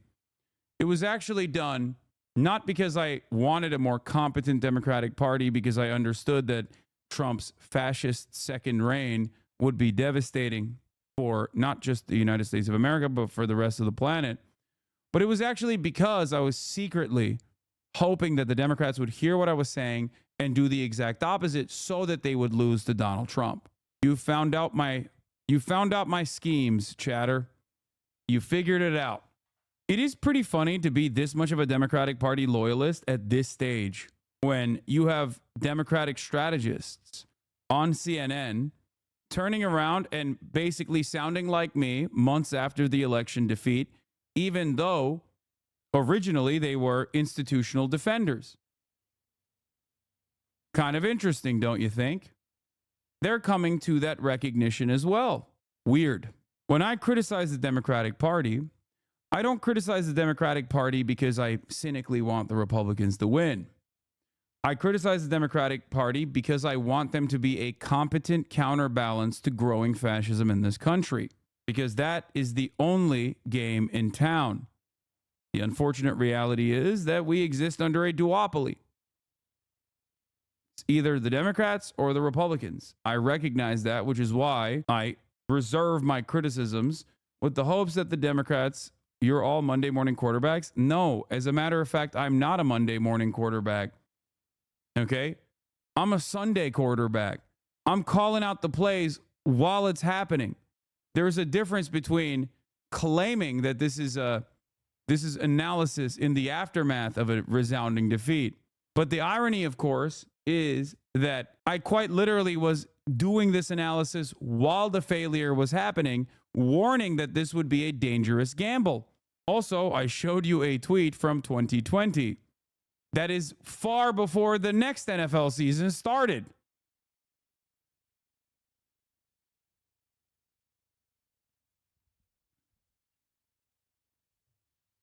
I don't know how you would consider this Monday morning quarterbacking when it was clear criticisms from way before the devastating results of not implementing a change. Wild that you fail to comprehend this and still angrily lash out. Very interesting.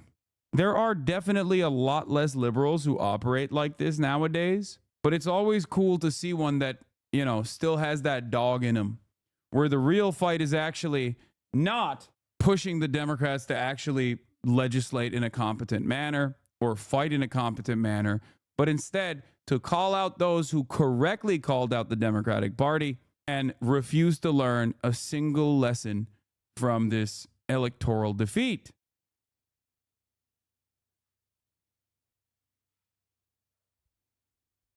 Those numbers are diminishing. People like that are no longer as loud. Part of it is because they believe whatever they saw in mainstream press.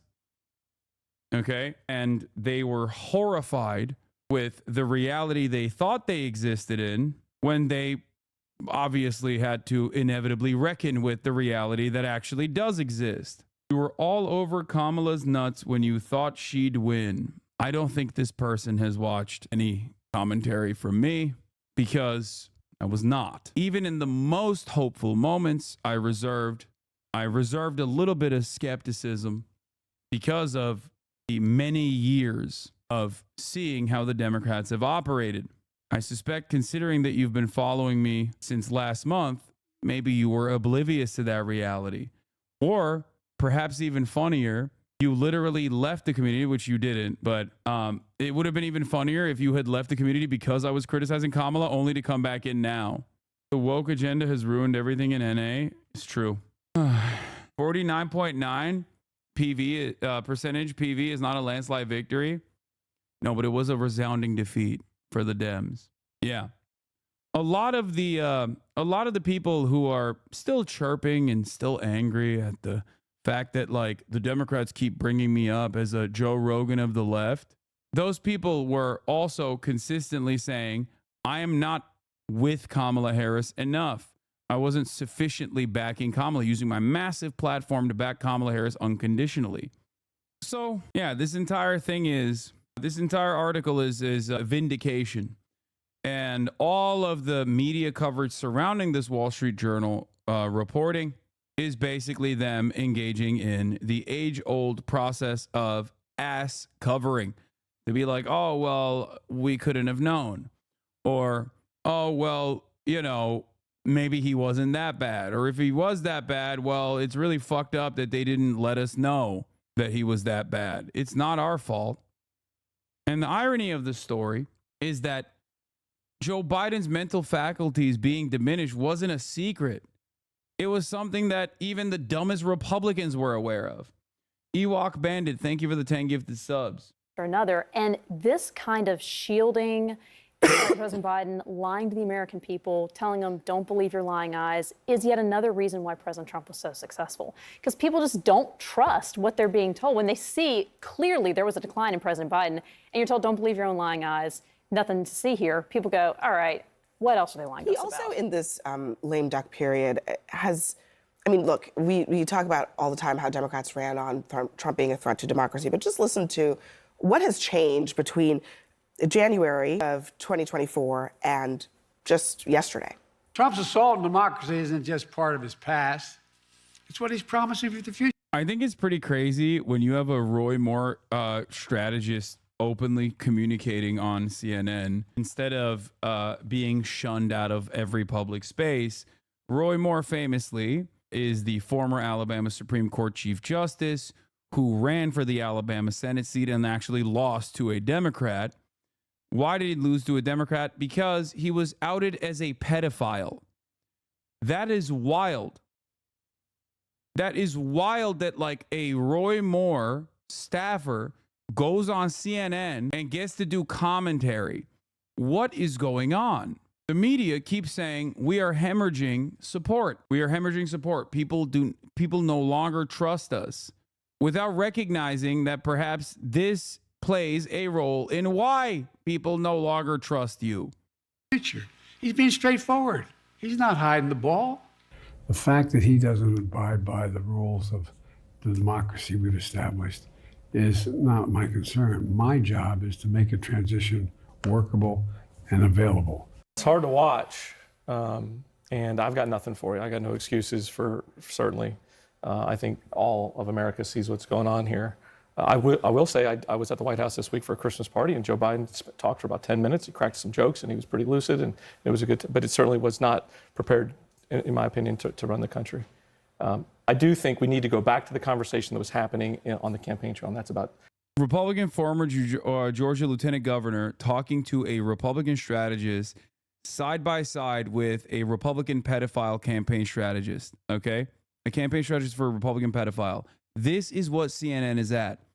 This is the grouping that they thought. This is the grouping that they thought would provide reliable commentary. They're giving it to the Republicans. They're like, well, you guys called this out, so here's your opportunity to have this conversation. There are a shit ton of people. There are even Democrats who called this out. Have Castro on. I don't care that these guys are, never Trump Republicans or whatever. I just don't give a shit. There are even Democrats who called this out early on. Fuck it, have Dean Phillips on. You know what I mean? Have Cenk on. Have members of the left on this panel.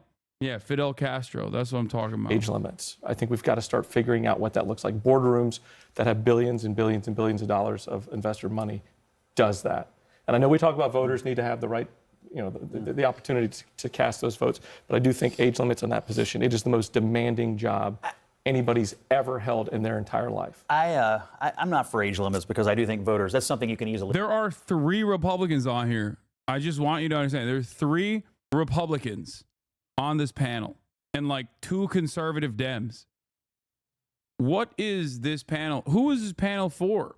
Like, it's kind of funny because like all this stuff is not actually working to chip away at Fox News's base, Fox News's audience. Like Fox News audience members are not going over to CNN and being like, well, these are our guys on there. Let's watch CNN now. Like they still think it's the Clinton News Network. Okay. It's just not, this is not actually bringing ratings back. Discern. And people were discerning that when they were turning against Joe Biden. I just have to ask when the accountability is going to come for every single person who sat in front of a television, who held some position of responsibility and lied their rear end off about what they were seeing behind closed doors. People came on television and said, oh, I'm with him all day and he's really engaged and he's doing the job and he's running circles around us and these videos are cheap fakes and on and on and on. Brazen lying by people who work for our government and they lied to us about it. What do you have in mind in terms of accountability? I don't know, but if I were in Congress or I noticed a few months ago, everyone on CNN is either a Republican, a former Republican, not by their choice, or a Democrat who really wishes they could be a Republican. Yes, it's not just CNN, it's MSNBC as well. Many of the panelists in mainstream media are occupied by former Bush communication strategists, campaign managers for Republicans. They rarely ever have. It's most of mainstream media. Fox News is dominated by current Republicans, and every other mainstream outlet is dominated by former Republicans and also current Republicans alike. It's crazy. It's actually wild. And it's not, you're all kissing the ring now. It's disgusting. What? Brother, I don't think you can understand. For all you ring kissing clowns, Fox lied about everything. You're all kissing the ring now. It's disgusting. I don't think you understand anything that's going on. I'm going to be honest with you. I'm sorry, but I think you're a little confused and maybe your brain is short-circuiting a little bit. And it's understandable, especially if you just ate a fucking steady mainstream media diet of thinking Kamala Harris was doing Brad Summer. And then when your expectations were not met with the reality of a resounding defeat, you are now looking desperately to lash out at anyone and everyone. CNN, MSNBC, ABC, you all sucking Trump's dick. If you think I'm sucking Trump's dick, you're unfortunately mistaken. I'm going to be nice. I'm going to be as nice as I can, but you should probably stop hallucinating. Okay? As I have said time and time again, the reason why I dislike the Democrats is because of their closeness to Republicans. I am the only one who actually dislikes the Republican Party. Democrats who regularly hug and kiss the Republicans and try to present themselves as Republican adjacent, I despise them because of their proximity to the Republican Party and their agenda. Okay? Nobody, if given the opportunity between the diet version and the full strength soda, is going to go with the diet soda. Everyone's going to go with the full strength soda, in the words of Felix Biederman. The Democrats have consistently tried to retriangulate their image as a lighter version, a softer, more smarmy, elitist, smug, technocratic version of the Republican Party, and they keep failing over and over and over again. Oh my God, everybody stop hyper-focusing on the analogy by being like, oh, you don't understand. I prefer the diet soda. Says you like diet soda, except soy cucks. If I were the incoming administration, I would be thinking about, because I agree with you on institutional trust. I think there is a lack of trust across the board. It's happening in your party. It's been happening in my party. How do you ever regain trust if there's no accountability for the people who lied us into the deficit in the first place? That's my question. And if I'm a Democrat, I would never hire anyone who helped perpetrate this to be in a future administration. How can you regain trust the American people if you're putting the exact same people back who lied to them? I think you're opening up a Pandora's box if you want to start investigating people who lie on behalf of their president, because one day there's going to be a Democrat in office after Donald Trump leaves, and I promise you, you don't want that to be happening to your party. But I will also... I mean, I don't think the people give a shit. Yeah, I love that. Don't threaten me with a good time, please. Also say, to your point...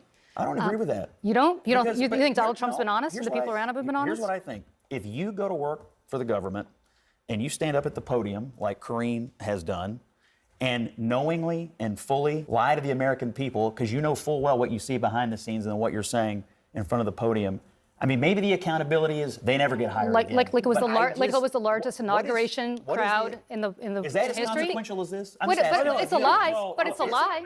It's a lie. That's so funny that they got the Republican strategist dunking on them. It's crazy. I mean, he's not even wrong. This guy is gaslighting Wolf. He's not wrong. Yes, Trump and members in his orbit lie all the fucking time too. So bring up a better point than the inauguration numbers. Okay? Talk about how Donald Trump denied the election results. Donald Trump has never had a moment. Donald Trump contradicts himself in the same sentence half the time. The best thing you got there is inauguration crowd sizes? Like, what are we doing? Are you fucking insane? Like, even when they have controversy, it's still managed controversy. It's like, it's done on the boundaries of things that are relatively, they're marginal, they're inconsequential. That actually hates Republicans, okay? I'm gonna say it. I'm saying it, dude. I think Democrats don't fucking hate Republicans as much as I do, okay? They love saying, oh, I guess you want to vote for Trump then. But like, dude, you don't fucking hate Republicans. You want them in your party. You desperately advocate for them to come to your party. You literally have them at your convention. You have them at your fucking convention. You have them come and speak at your convention. You literally have their loyal soldiers come speak at your convention. The border guards, the fucking cops. Like, you love them. You want to fuck the Republicans. You want to hug the Republicans. You want to kiss the Republicans. You want to be Republican. You want to be Republican. You're just a fucking Republican. I hate Republicans. You don't. You want to fuck them and you want to suck them. Okay? So stop with this bullshit. I was in a hotel room after this was the final night of the DNC when I was saying this. Okay? My neighbor in my hotel room came to my door and complained and said, I actually agree with a lot of the things you're yelling about, but can you please pipe down? That's what he said. Very funny moment in Hasanabi broadcast history. Systemic problem, right? Because I agree with your comments around. All right, let's watch the five lap up, do their victory lap over Brandon's senility. Who is running our country? That's the question everyone is asking after a bombshell report from the Wall Street Journal blew the lid off Joe Biden's declining mental state and how the White House has been covering it up right from the very start. According to the Journal, signs that the commander-in-chief was diminished stretched all the way back to, quote, the first few months of his presidency, with aides adjusting his schedule, noticing Joe becoming tired if they went long, and he started making mistakes. So they kept meetings short and started controlling who he spoke with. And like a good little lapdogs, the media aided and abetted the cover-up. Remember this lunacy? F you if you can't handle the truth. This version of Biden, intellectually, analytically, is the best Biden ever. Not a close second. I'm not even going to ask a question on that. It's so absurd. Jesse, they say that the 50 sources say they noticed in the first few months that he couldn't handle things. But do you remember they're using COVID as an excuse for him not to campaign, not to get out there and to have the basement campaign where, remember, cars, they would beep if they supported Joe Biden? There were 8 of them. Yeah, so they kept the COVID structure throughout the rest of the presidency. And he was treated like an aging dictator, an aging king. You know, the same things they said about Trump were true of him. He was isolated. He was out of touch. He was...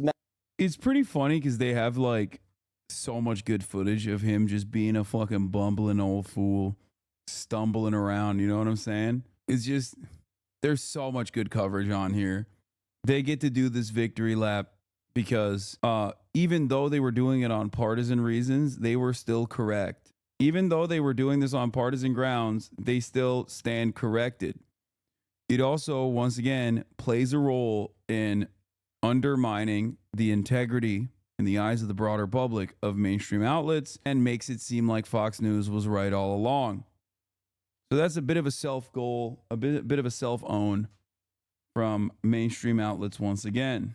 Mentally unfit. People were keeping things from him.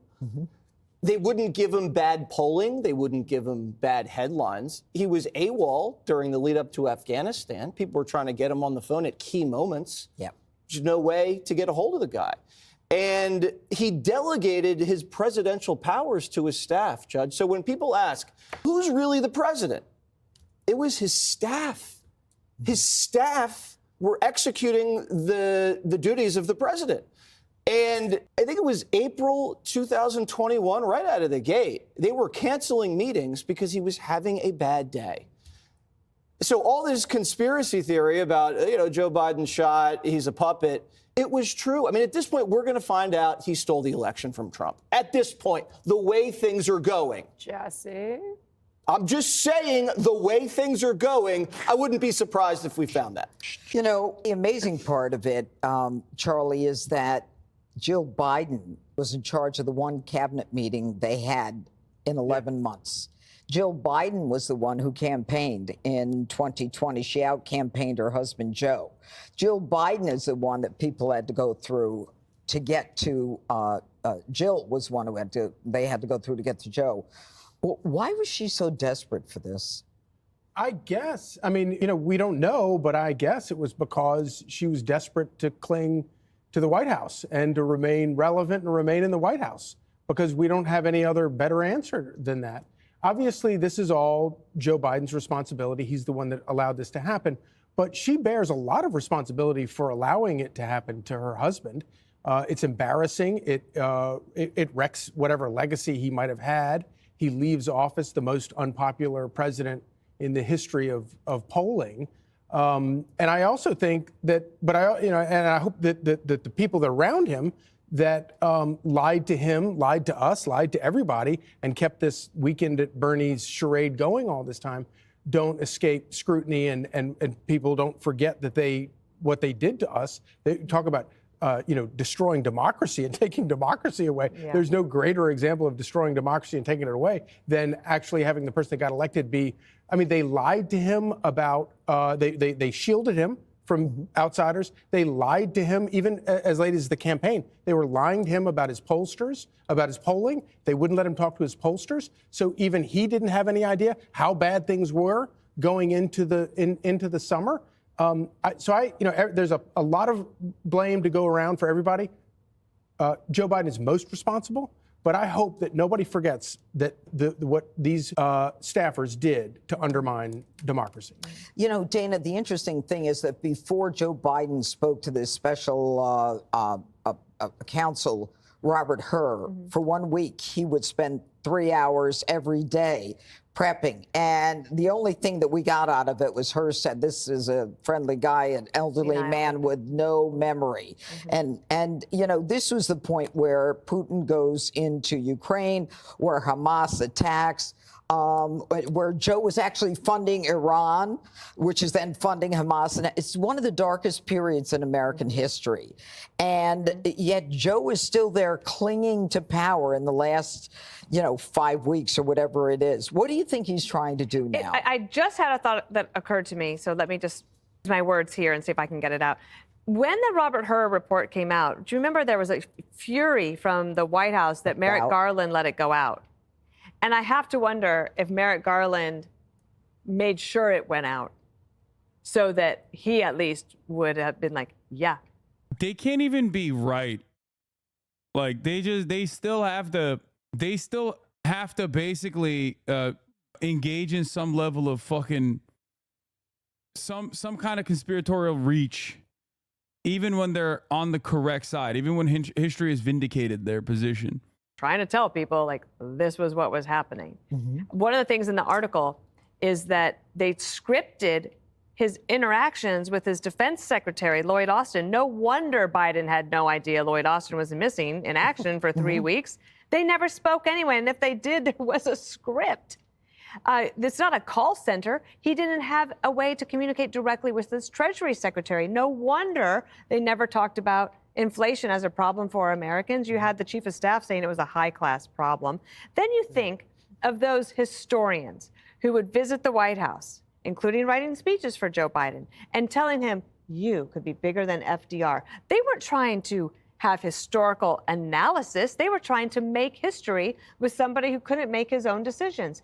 Think of these people also. Annie Linsky of the Wall Street Journal wrote a piece 2 weeks before the debate between Biden and Trump, where the charade is exposed. And the White House came down on her like a ton of bricks. And she had said, like, I wrote this not because I wanted to hurt Joe Biden. It was like more in sadness than in anything. I'm having to write this. I have 40 sources, and I'll never forget that. The spokespeople from the White House just trying to destroy her reputation and her life. What sweet justice for Annie Linsky and her co-writers there.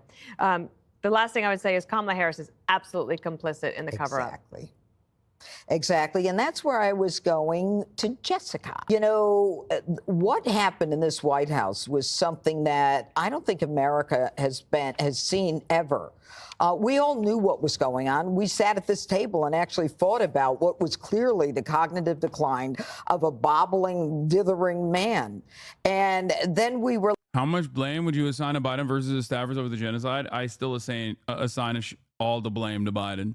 I don't give a fuck. I don't give a fuck that Biden was mentally diminished. It's the same with George W. Bush. George W. Bush is still the signatory. Okay? George W. Bush, regardless of how stupid he is still signing off on all of these war crimes. I don't care that it was Dick Cheney that was the mastermind. I hate both of them. And also the staffers suck too. Make no mistake. I'm just saying that there is no abdication of responsibility. Okay? Anyway, this is boring. All right. We have some breaking news. A car has plowed into a German Christmas market and has killed at least one and injured dozens of people. They're saying the number is in the 50s. And this just happened when I started the broadcast, so I didn't want to get into it without some verified information coming out of it. Apparently, the number of dead is 2 now. Hopefully, they don't show the video because I've seen it all over the timeline. The official number is now at least 2 dead, including a small child, and at least 50 injured. Earlier reports said at least 11 dead, up to 80 injured. Yeah. Earlier reports came from breaking news and breaking 9/11 or whatever the fuck. That wasn't. When a car drove into a Christmas market in this city in eastern Germany, Magdeburg. Christmas markets in Germany are a festive, seasonal thing. Many people in the community will come. They'll buy Christmas gifts or eat food. Oftentimes in the evening, many people in the community are there, so it would have been a very crowded event. We're hearing. Yeah, I saw a lot of people. My Polish friend told me about this as it broke. A lot of people online are essentially immediately calling for a race war. Yes. Germans are already very primed into. Germans are already very primed to be like, this is what happens when you have Islamic migration into Germany. The suspect who drove the vehicle apparently was a doctor from Saudi Arabia who's been in Germany since 2006. So, all of the Germans are predictably, saying that this is a direct consequence of Muslim migration into the country, and we have to round up everyone and forcibly deport them, and that the AfD is vindicated. Christmas markets in Germany are a festive, seasonal thing. Many people in the community will come. They'll buy Christmas gifts or eat food. Oftentimes in the evening, many people in the community are there, so it would have been a very crowded event. We're hearing authorities in the area saying that at least one person has been killed. 11, according to local media, though that has not been confirmed, and dozens potentially injured. Local hospitals have said that they're preparing for a mass casualty event. Sam, as we watch some of the images that are coming in, obviously just a horrific story, something so tragic just happening days before Christmas. Can you break down from your expertise, what are some of the questions that you have about what happened and what are investigators doing right now? Well, in the first instance, the underlying question is whether the suspect, perhaps the individual who's currently in custody, acted alone, or whether the suspect was in touch with others who may seek to implement similar attacks. So at this point, intelligence and law enforcement services are focused on ensuring that this was an isolated incident and that there's no ongoing threat to the public. At the same time, we understand that there may be a suspect in custody. So another key question is what this individual's motivation was.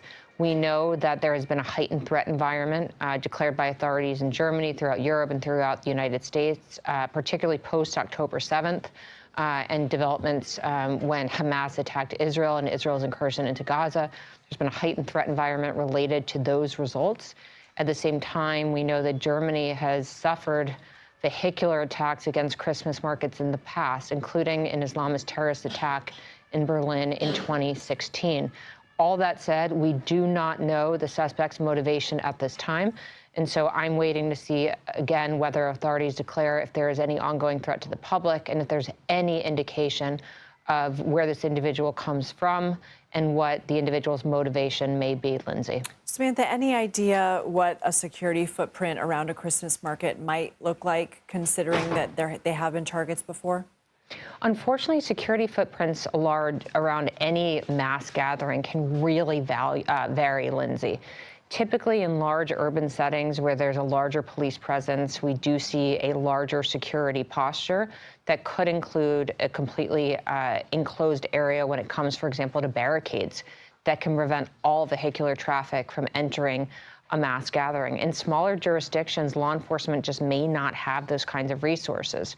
Law enforcement encourages vigilance, encourages the public to stay aware, but whether or not there was full barricades around this market is really up to the local jurisdictions, the level of threat they foresee, and the resources they have on hand. Sam, given the amount that could be injured, the deputy mayor saying 50, we heard Haley there say other media reporting as many as 60 to 80. Crazy how people are defending this attack.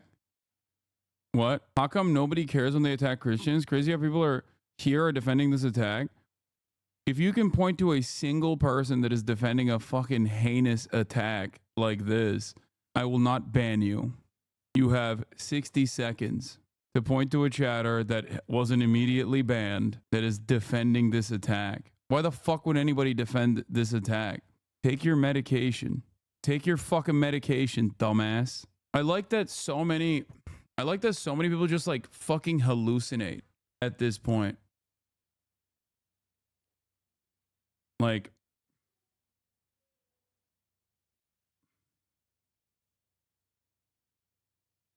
you know?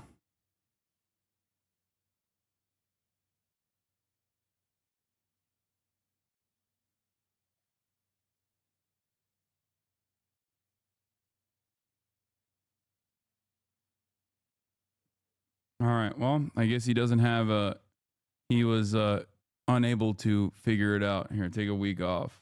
I believe that's from the AFP news agency.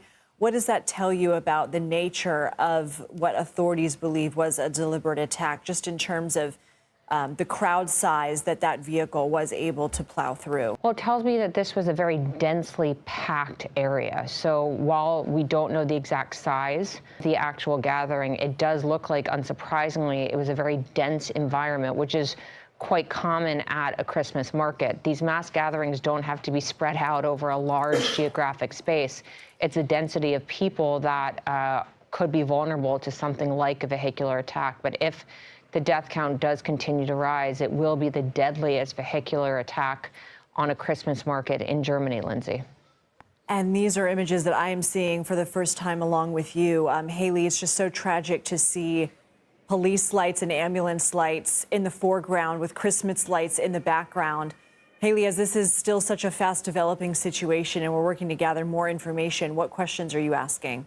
I think that a lot of people who are watching this situation are thinking of the attack that happened in 2016 when a truck drove into a Christmas market in Berlin.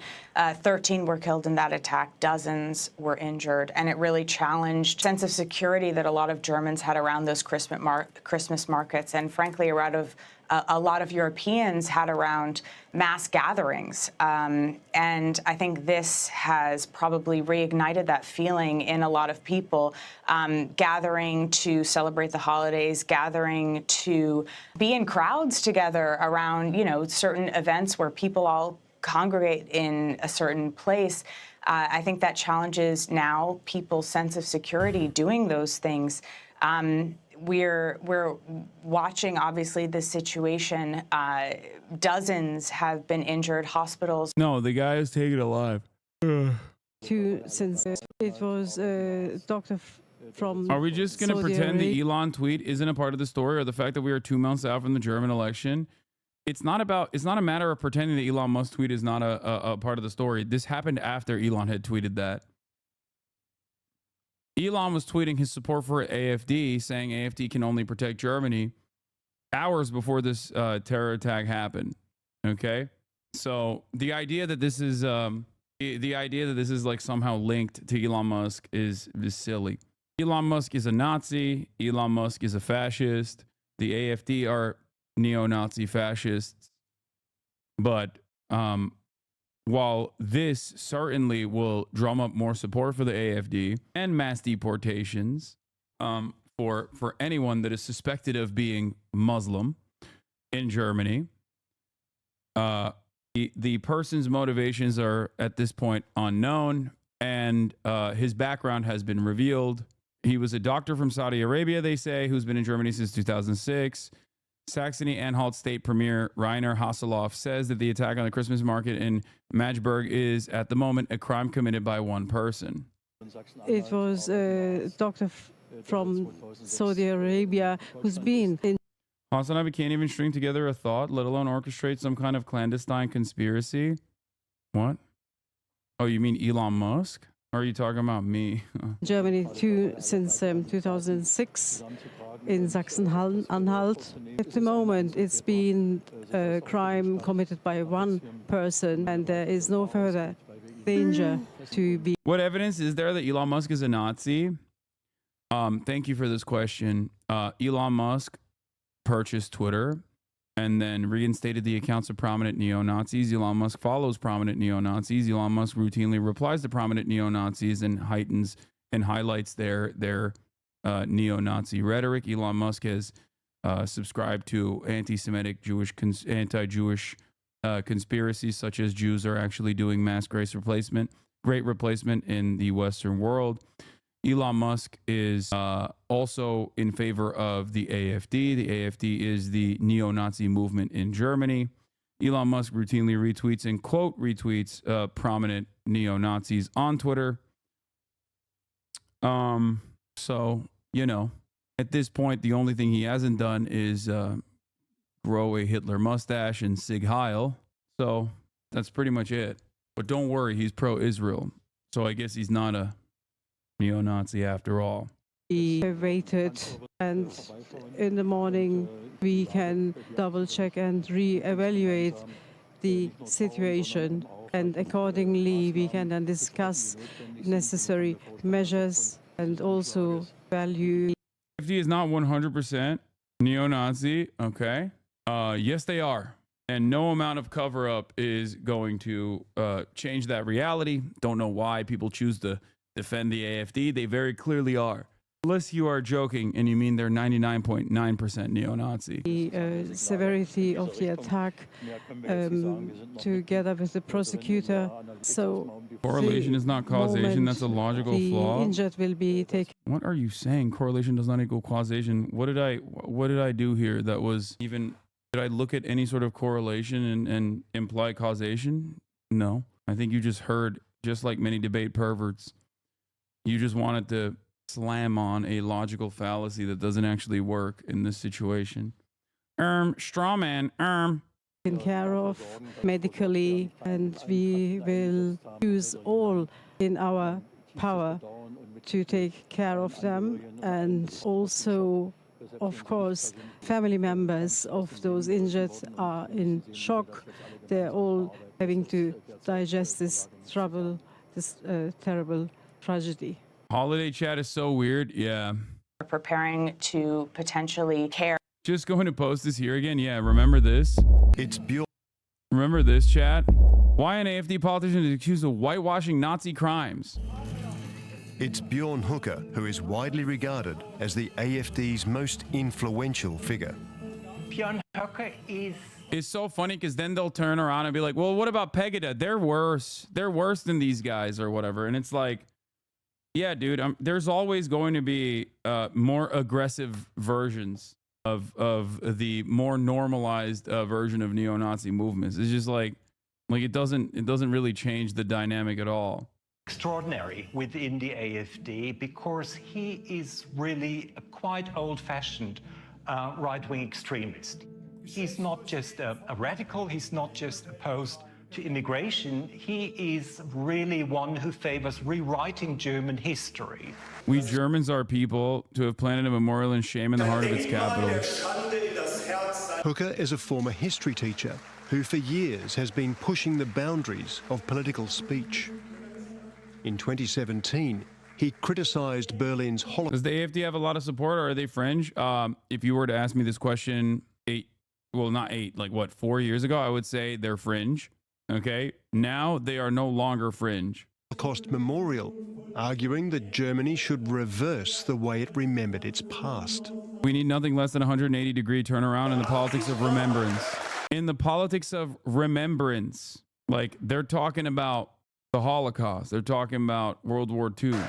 He talked about the Holocaust Memorial in Berlin as a sign of shame in the heart of the nation. He's obsessed with history. Kai Arzheimer, a political extremism expert, has studied Hooker's rhetoric about German history. He is engaged in whitewashing what the Nazis did, basically.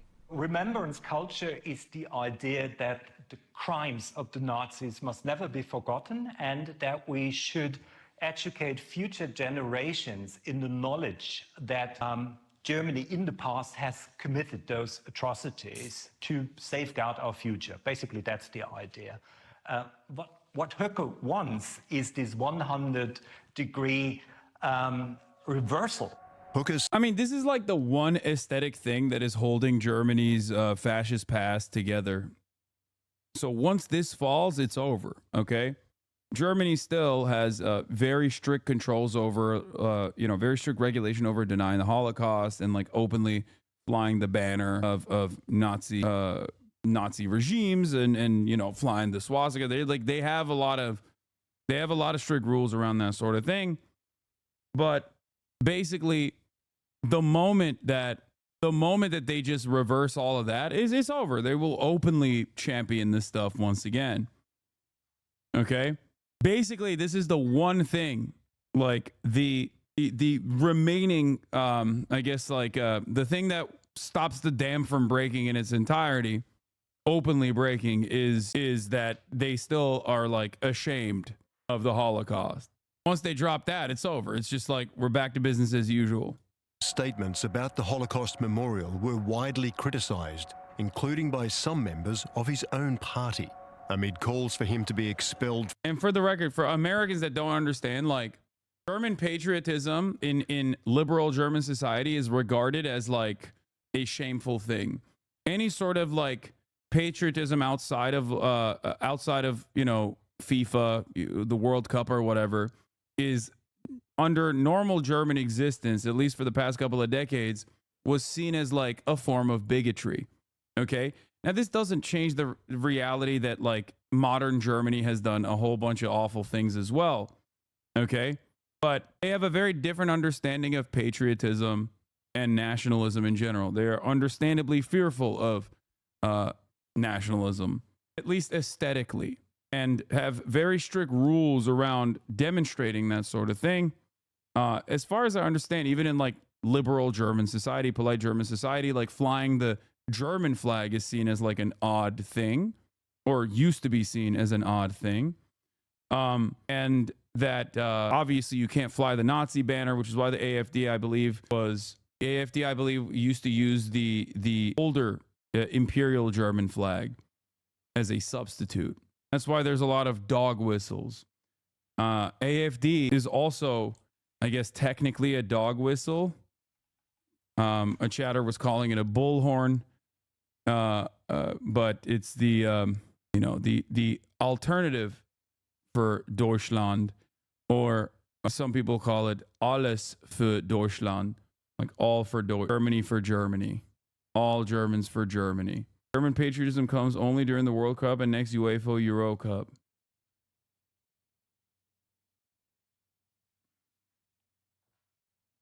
From the AfD, he stated that he had made a mistake and that he'd learned many lessons, but he continued to court controversy. In 2021, Hooker gave a speech which included a slogan used by the Nazis: everything for Germany. Germany for Germans, everything for Germany. Like, using Nazi sloganeering like this is not only something that, again, liberal, polite German society does not look fondly at, but it is directly illegal, usually. Under German law, the phrase is illegal, and Hooker was charged with knowingly using a Nazi slogan. He later called the Nazi era horrific, but claimed he wasn't aware of the slogan's history. Come on, dog. He's a literal history teacher. Get the fuck out of here. Then he did it again. He went to Gera in front of a public audience, and he made everybody scream, all for Germany, after he already knew that he was on criminal charges for this. Look, any misunderstandings? Oh, you didn't know what that means? Let me remind you, he's a history teacher, a certified history teacher. Yeah, And I think he knew what it meant. Damned well what this phrase means. You've been charged with issuing a Nazi comment, everything for Germany. You've been charged with a criminal offense because that's a crime. Sie haben völlig recht. It's a Nazi saying. Sie haben völlig recht, dass die Meinungsfreiheit in Deutschland sehr, sehr stark eingeschränkt ist. Wenn ich in einer Rede, in einer Wahlkampfrede, Trump hat mal gesagt, American first, which is also, ironically, the American Nazi movement's original slogan. So, yeah, that's not exactly a good defense. Donald Trump also said immigrants are poisoning the blood of this nation. Also, another Hitlerian invocation. I mean, what are we doing here? You know? Yeah, look at this other Nazi. Look at this other neo-Nazi, you know? He's saying it too. Why can't I say it? Denke, dass es German politics, it was the wounds caused in German society and the crimes that German society were complicit in was left unaddressed, especially in Western Germany as well.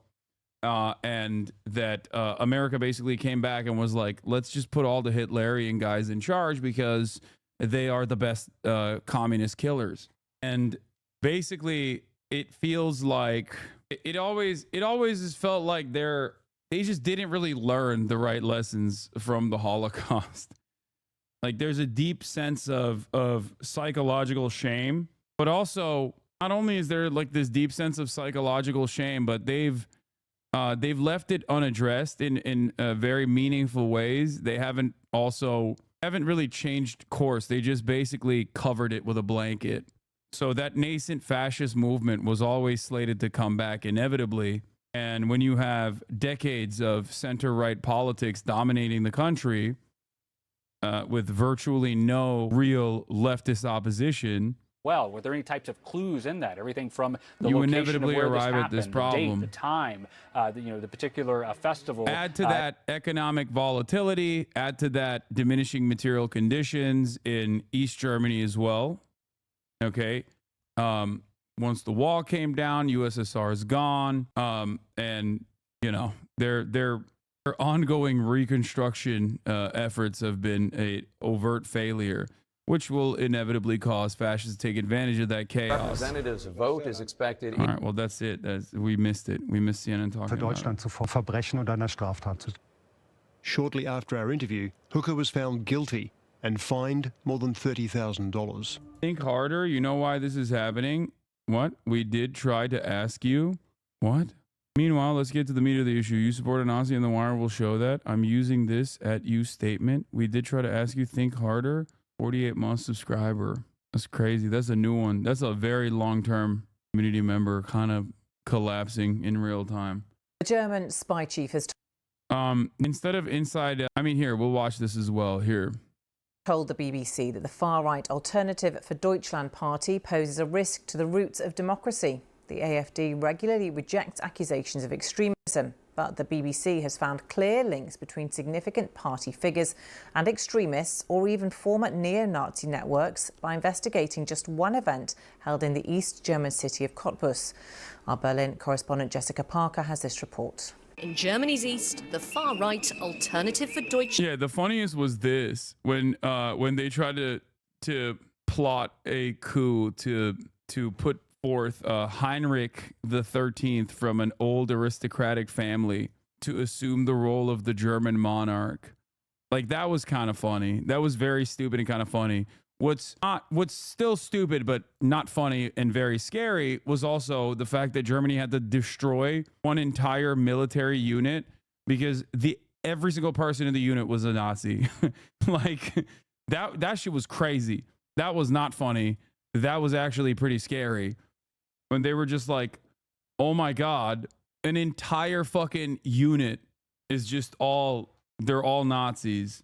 Deutschland is popular, even aiming for power. Yeah, Army Special Forces were fucking straight up Nazis. And Jean-Pascal Homme is a regional parliamentary candidate. The AfD is proactive on social media, but also on the ground, and it feeds this idea they want to promote, that they are of the people and taking on the establishment. But, as the BBC has found, Jean-Pascal Homme's held links with several groups now classed by domestic intelligence as extremist, networks accused of anti-migrant, anti-Muslim. Also, another one of my favorite, funniest German Nazi moments is that one of the prominent leaders of the anti-COVID lockdown movements in Germany was a vegan Turkish neo-Nazi. What the fuck was that guy's name? That was really funny. He was one of the biggest Q defenders. Yeah, and he was Attila Hildmann. Attila Hildmann, ja. Jawohl. Yeah, motherfucker was Turkish, bro. What are you doing? What the fuck do you think is happening? What? Yeah, Attila Klaus Peter Hildmann is a German vegan cookbook author and far-right conspiracy theorist. He wrote his first cookbook in 2009, and his book, Vegan for Fun, was named Cookbook of the Year by Vegetarier Bund Deutschland in 2012. He subsequently featured in numerous television programs and talk shows. During the COVID-19 pandemic, Hildmann emerged as a disseminator of the conspiracy ideology surrounding the virus. He has described himself as ultra-right-wing and as a German nationalist. He has been repeatedly characterized as anti-Semitic and has been on the run since 2024 when German prosecutors issued a European warrant for his arrest. Attila was born in West Berlin and is of Turkish descent but was raised by German adoptive parents. It's so funny to be a German Nazi as a dude of Turkish descent and then having to fucking fly to Turkey. He's like, I hate these fucking Muslim. I hate the fucking Islamo-fascism. And then you have to go to Turkey. And then you have to fly to Turkey and be around all these immigrants. Oh, Jesus Christ. Ideology. All these organizations focus on one subject, the theme of our times. It is the population replacement going on in Germany and in Europe. To voice that and to fight that politically is not extremist. You don't think the Great Replacement theory is extremist? I mean, it's a far-right conspiracy theory. No, the Great Replacement is happening. I can see that in my own city. I do not say it is... Elon must be like, you have said the truth. You have said the absolute truth, my good sir. Organized from up high, I say it's happening. It was at this office back in March that Jean-Pascal Homme helped organise an event. The speaker was an MP called Matthias Helfferich, who once described himself as the friendly face of National Socialism, also known as Nazism. Matthias Helfferich insists the years-old leaked messages were satire. His talk here in Cottbus was on remigration, a code word, say many, for mass deportation. Yeah. Remember how Germans are like, oh, we don't say deportation. That's like Nazi policy. We believe in remigration, which is just deportation. They just repackaged it. So it's so funny to watch them like try to dance around the liberal safeguards that have been placed on language, while still absolutely unconditionally channeling the same policy agenda. They just had to like find new ways of saying the same thing. Deportations. Remigration ist die politische Vision einer vertrauten Heimat. In this video, he talks about remigrating millions to preserve the land of the Germans. Und aktivistischen Vorfeld. In the audience in Cottbus that night was Benedikt Kaiser, another influential figure. He works for an AfD MP, but over a decade ago, Mr. Kaiser was pictured at neo-Nazi demos. We've approached him for comment. Became more and more right-wing extremists. This spy chief claims that extremism within the AfD poses a risk to democracy. Spy chief? Wait. The guy who was talking about the AfD earlier? What do you mean? When I'm speaking about a German oak, a big, strong, old tree, it can take a blizzard, it can take a storm. But once you have an enemy that goes for the roots, and that's exactly what's happening right now, going for the roots of our democracy, it's very dangerous because it goes to the vital parts of our democracy.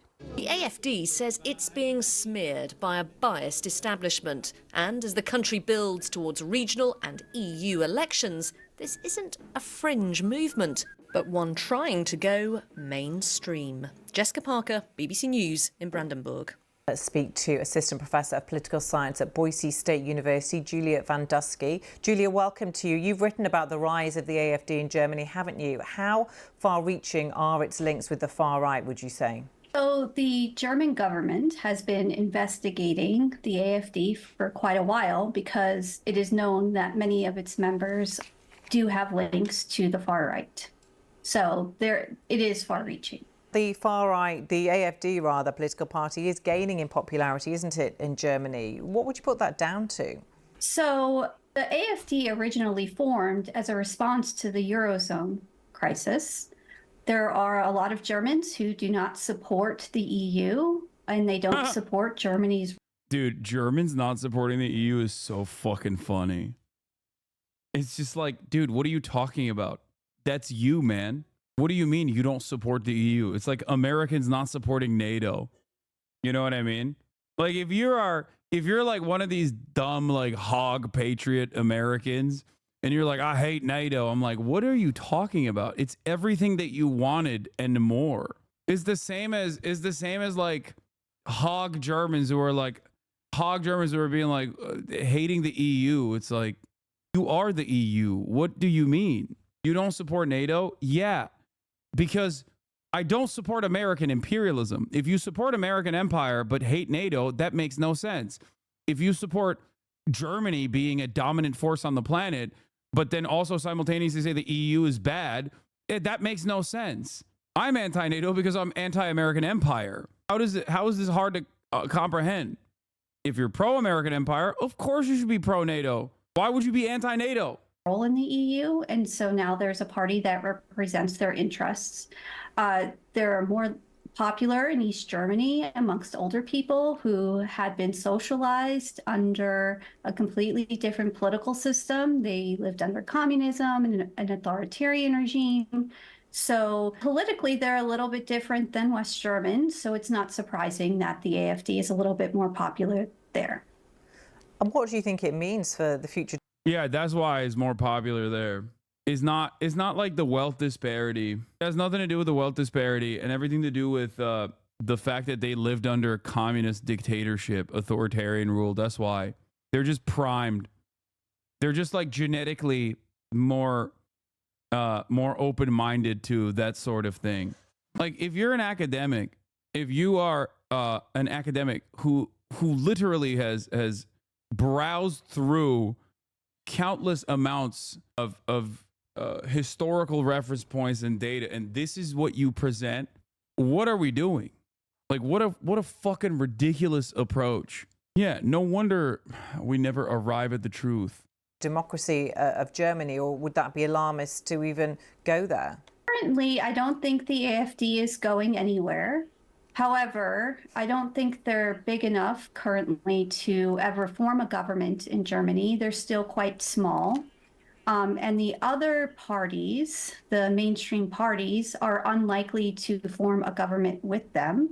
So in the short term, they can make a lot of noise. They have a platform in parliament, but I don't think they're going to have a lot of influence over policymaking. Okay, Professor Julie Van Dusky, thank you very much for joining us with your analysis. Thank you. It's needless to say, but dear God, stay away from Twitter right now. What?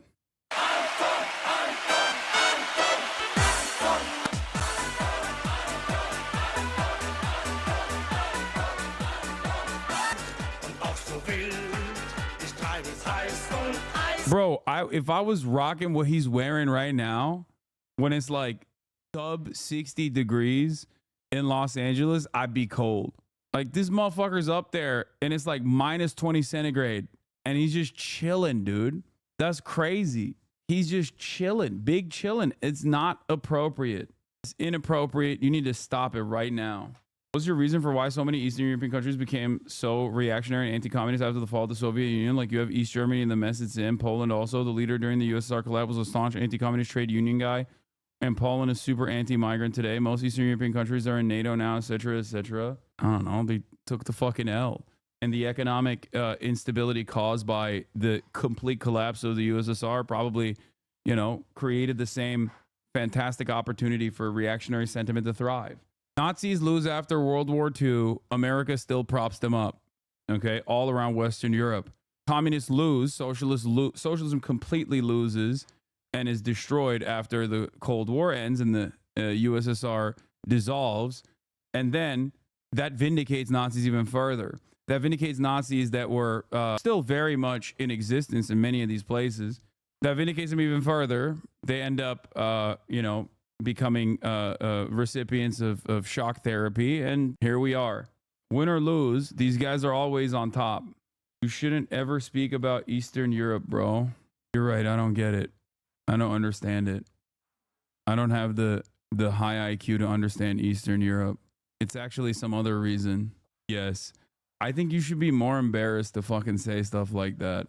So why do you think Eastern Europe is so reactionary? Go ahead. Enlighten us, Eastern European chatter. Left movement in East Europe is mostly post-USSR. Okay, continue. Are you saying that there is no left movement under the USSR? Is that what it is? I'm not. I'm confused. My infantile mind cannot comprehend. They hate communism the most because they had to live through it. True. That's right. They know what real communism was like. That's why they hate it. Why do Americans hate it so much? Have they also lived through real communism? Is that why Americans hate it so much, you think? So much that they still think it's very much alive and well? Real communism in America is alive right now. That's why they suffer so much. Americans do. Because of the real communism that they live under. Maybe at a certain point we need to stop, entertaining this stupidity, entertaining this notion that communism is all around, real communism. I do think that the failures of governance from the USSR factored into the anti-communist, anti-socialist nature of Eastern Europe. That part I do agree. That part I do believe. I think that is an inception point, but I think that the other things that I mentioned still remain. The other issues that I mentioned still remain very much so at the forefront of why so many of these countries became reactionary. But hey, Eastern European asses, they're still hating from a 90% home ownership rate. You know what I mean? Like, they'll be like, oh man, I hate this socialism nonsense from my apartment that I own. It's fucking bullshit, dude. I hate that. Here, let me get on a working public transit system real quick to go hate more efficiently at the public square in the third spaces that were built. Let me go fester in my anger by by sitting around in a public park. I hate that shit. For the injured, I think that's what people are thinking about at this moment and are concerned about moving forward. All right, Haley Ott and Samantha Vinograd, my thanks to both of you as we work to gather more information. We're going to take you back to coverage. The man accused of murdering the United Healthcare CEO. Elon Musk supports the new CR. Jeffries and White House support the new CR. No shutdown. Third time's the charm. Congress tries again to avoid a shutdown. Speaker Mike Johnson is rolling out his third plan to keep the government lights on, featuring a funding extension until March, aka kicking the can down the road. $110 billion for disaster relief and farmers. Gone is Trump's demand to raise the debt ceiling. Now Republicans are bickering, Democrats are side-eyeing, and a shutdown looms at midnight. It turns out, yes, this plan is passing. Elon Musk approves, so thank God. Our heavenly father, Elon Musk, has decided this one is good. Jeffries speaking now, thanking Dems for sticking together. Jeffries has been on the phone with White House Schumer and said Johnson all day too, talking about $100 billion in disaster aid as a win. Jeffries, the White House says it is a bill they are prepared to support. Schumer also shares that view. Jeffries did complain about broken trust with Republicans. Yeah, isn't there someone you forgot to ask meme, but with Elon Musk? Thank God he finally consented. The speaker did a good job here. It went from a bill that weighed pounds to a bill that weighed ounces. Ball should now be in the Dem court. Thank God. 11 dead now at Christmas market. Covered that yet? The number currently is 2. And I did cover it. I just got done. I didn't even actually get done covering it, but we sidestepped for a second to talk about the breaking news from the disaster that was averted. Oh my God, Ryan Grimm is on a TikTok. Ryan Grimm, get off my TikTok For You page. You are not a hot white girl. My TikTok For You page is supposed to be hot white girls, cats, and Call of Duty Dragon Ball Z. Damn, this guy's good.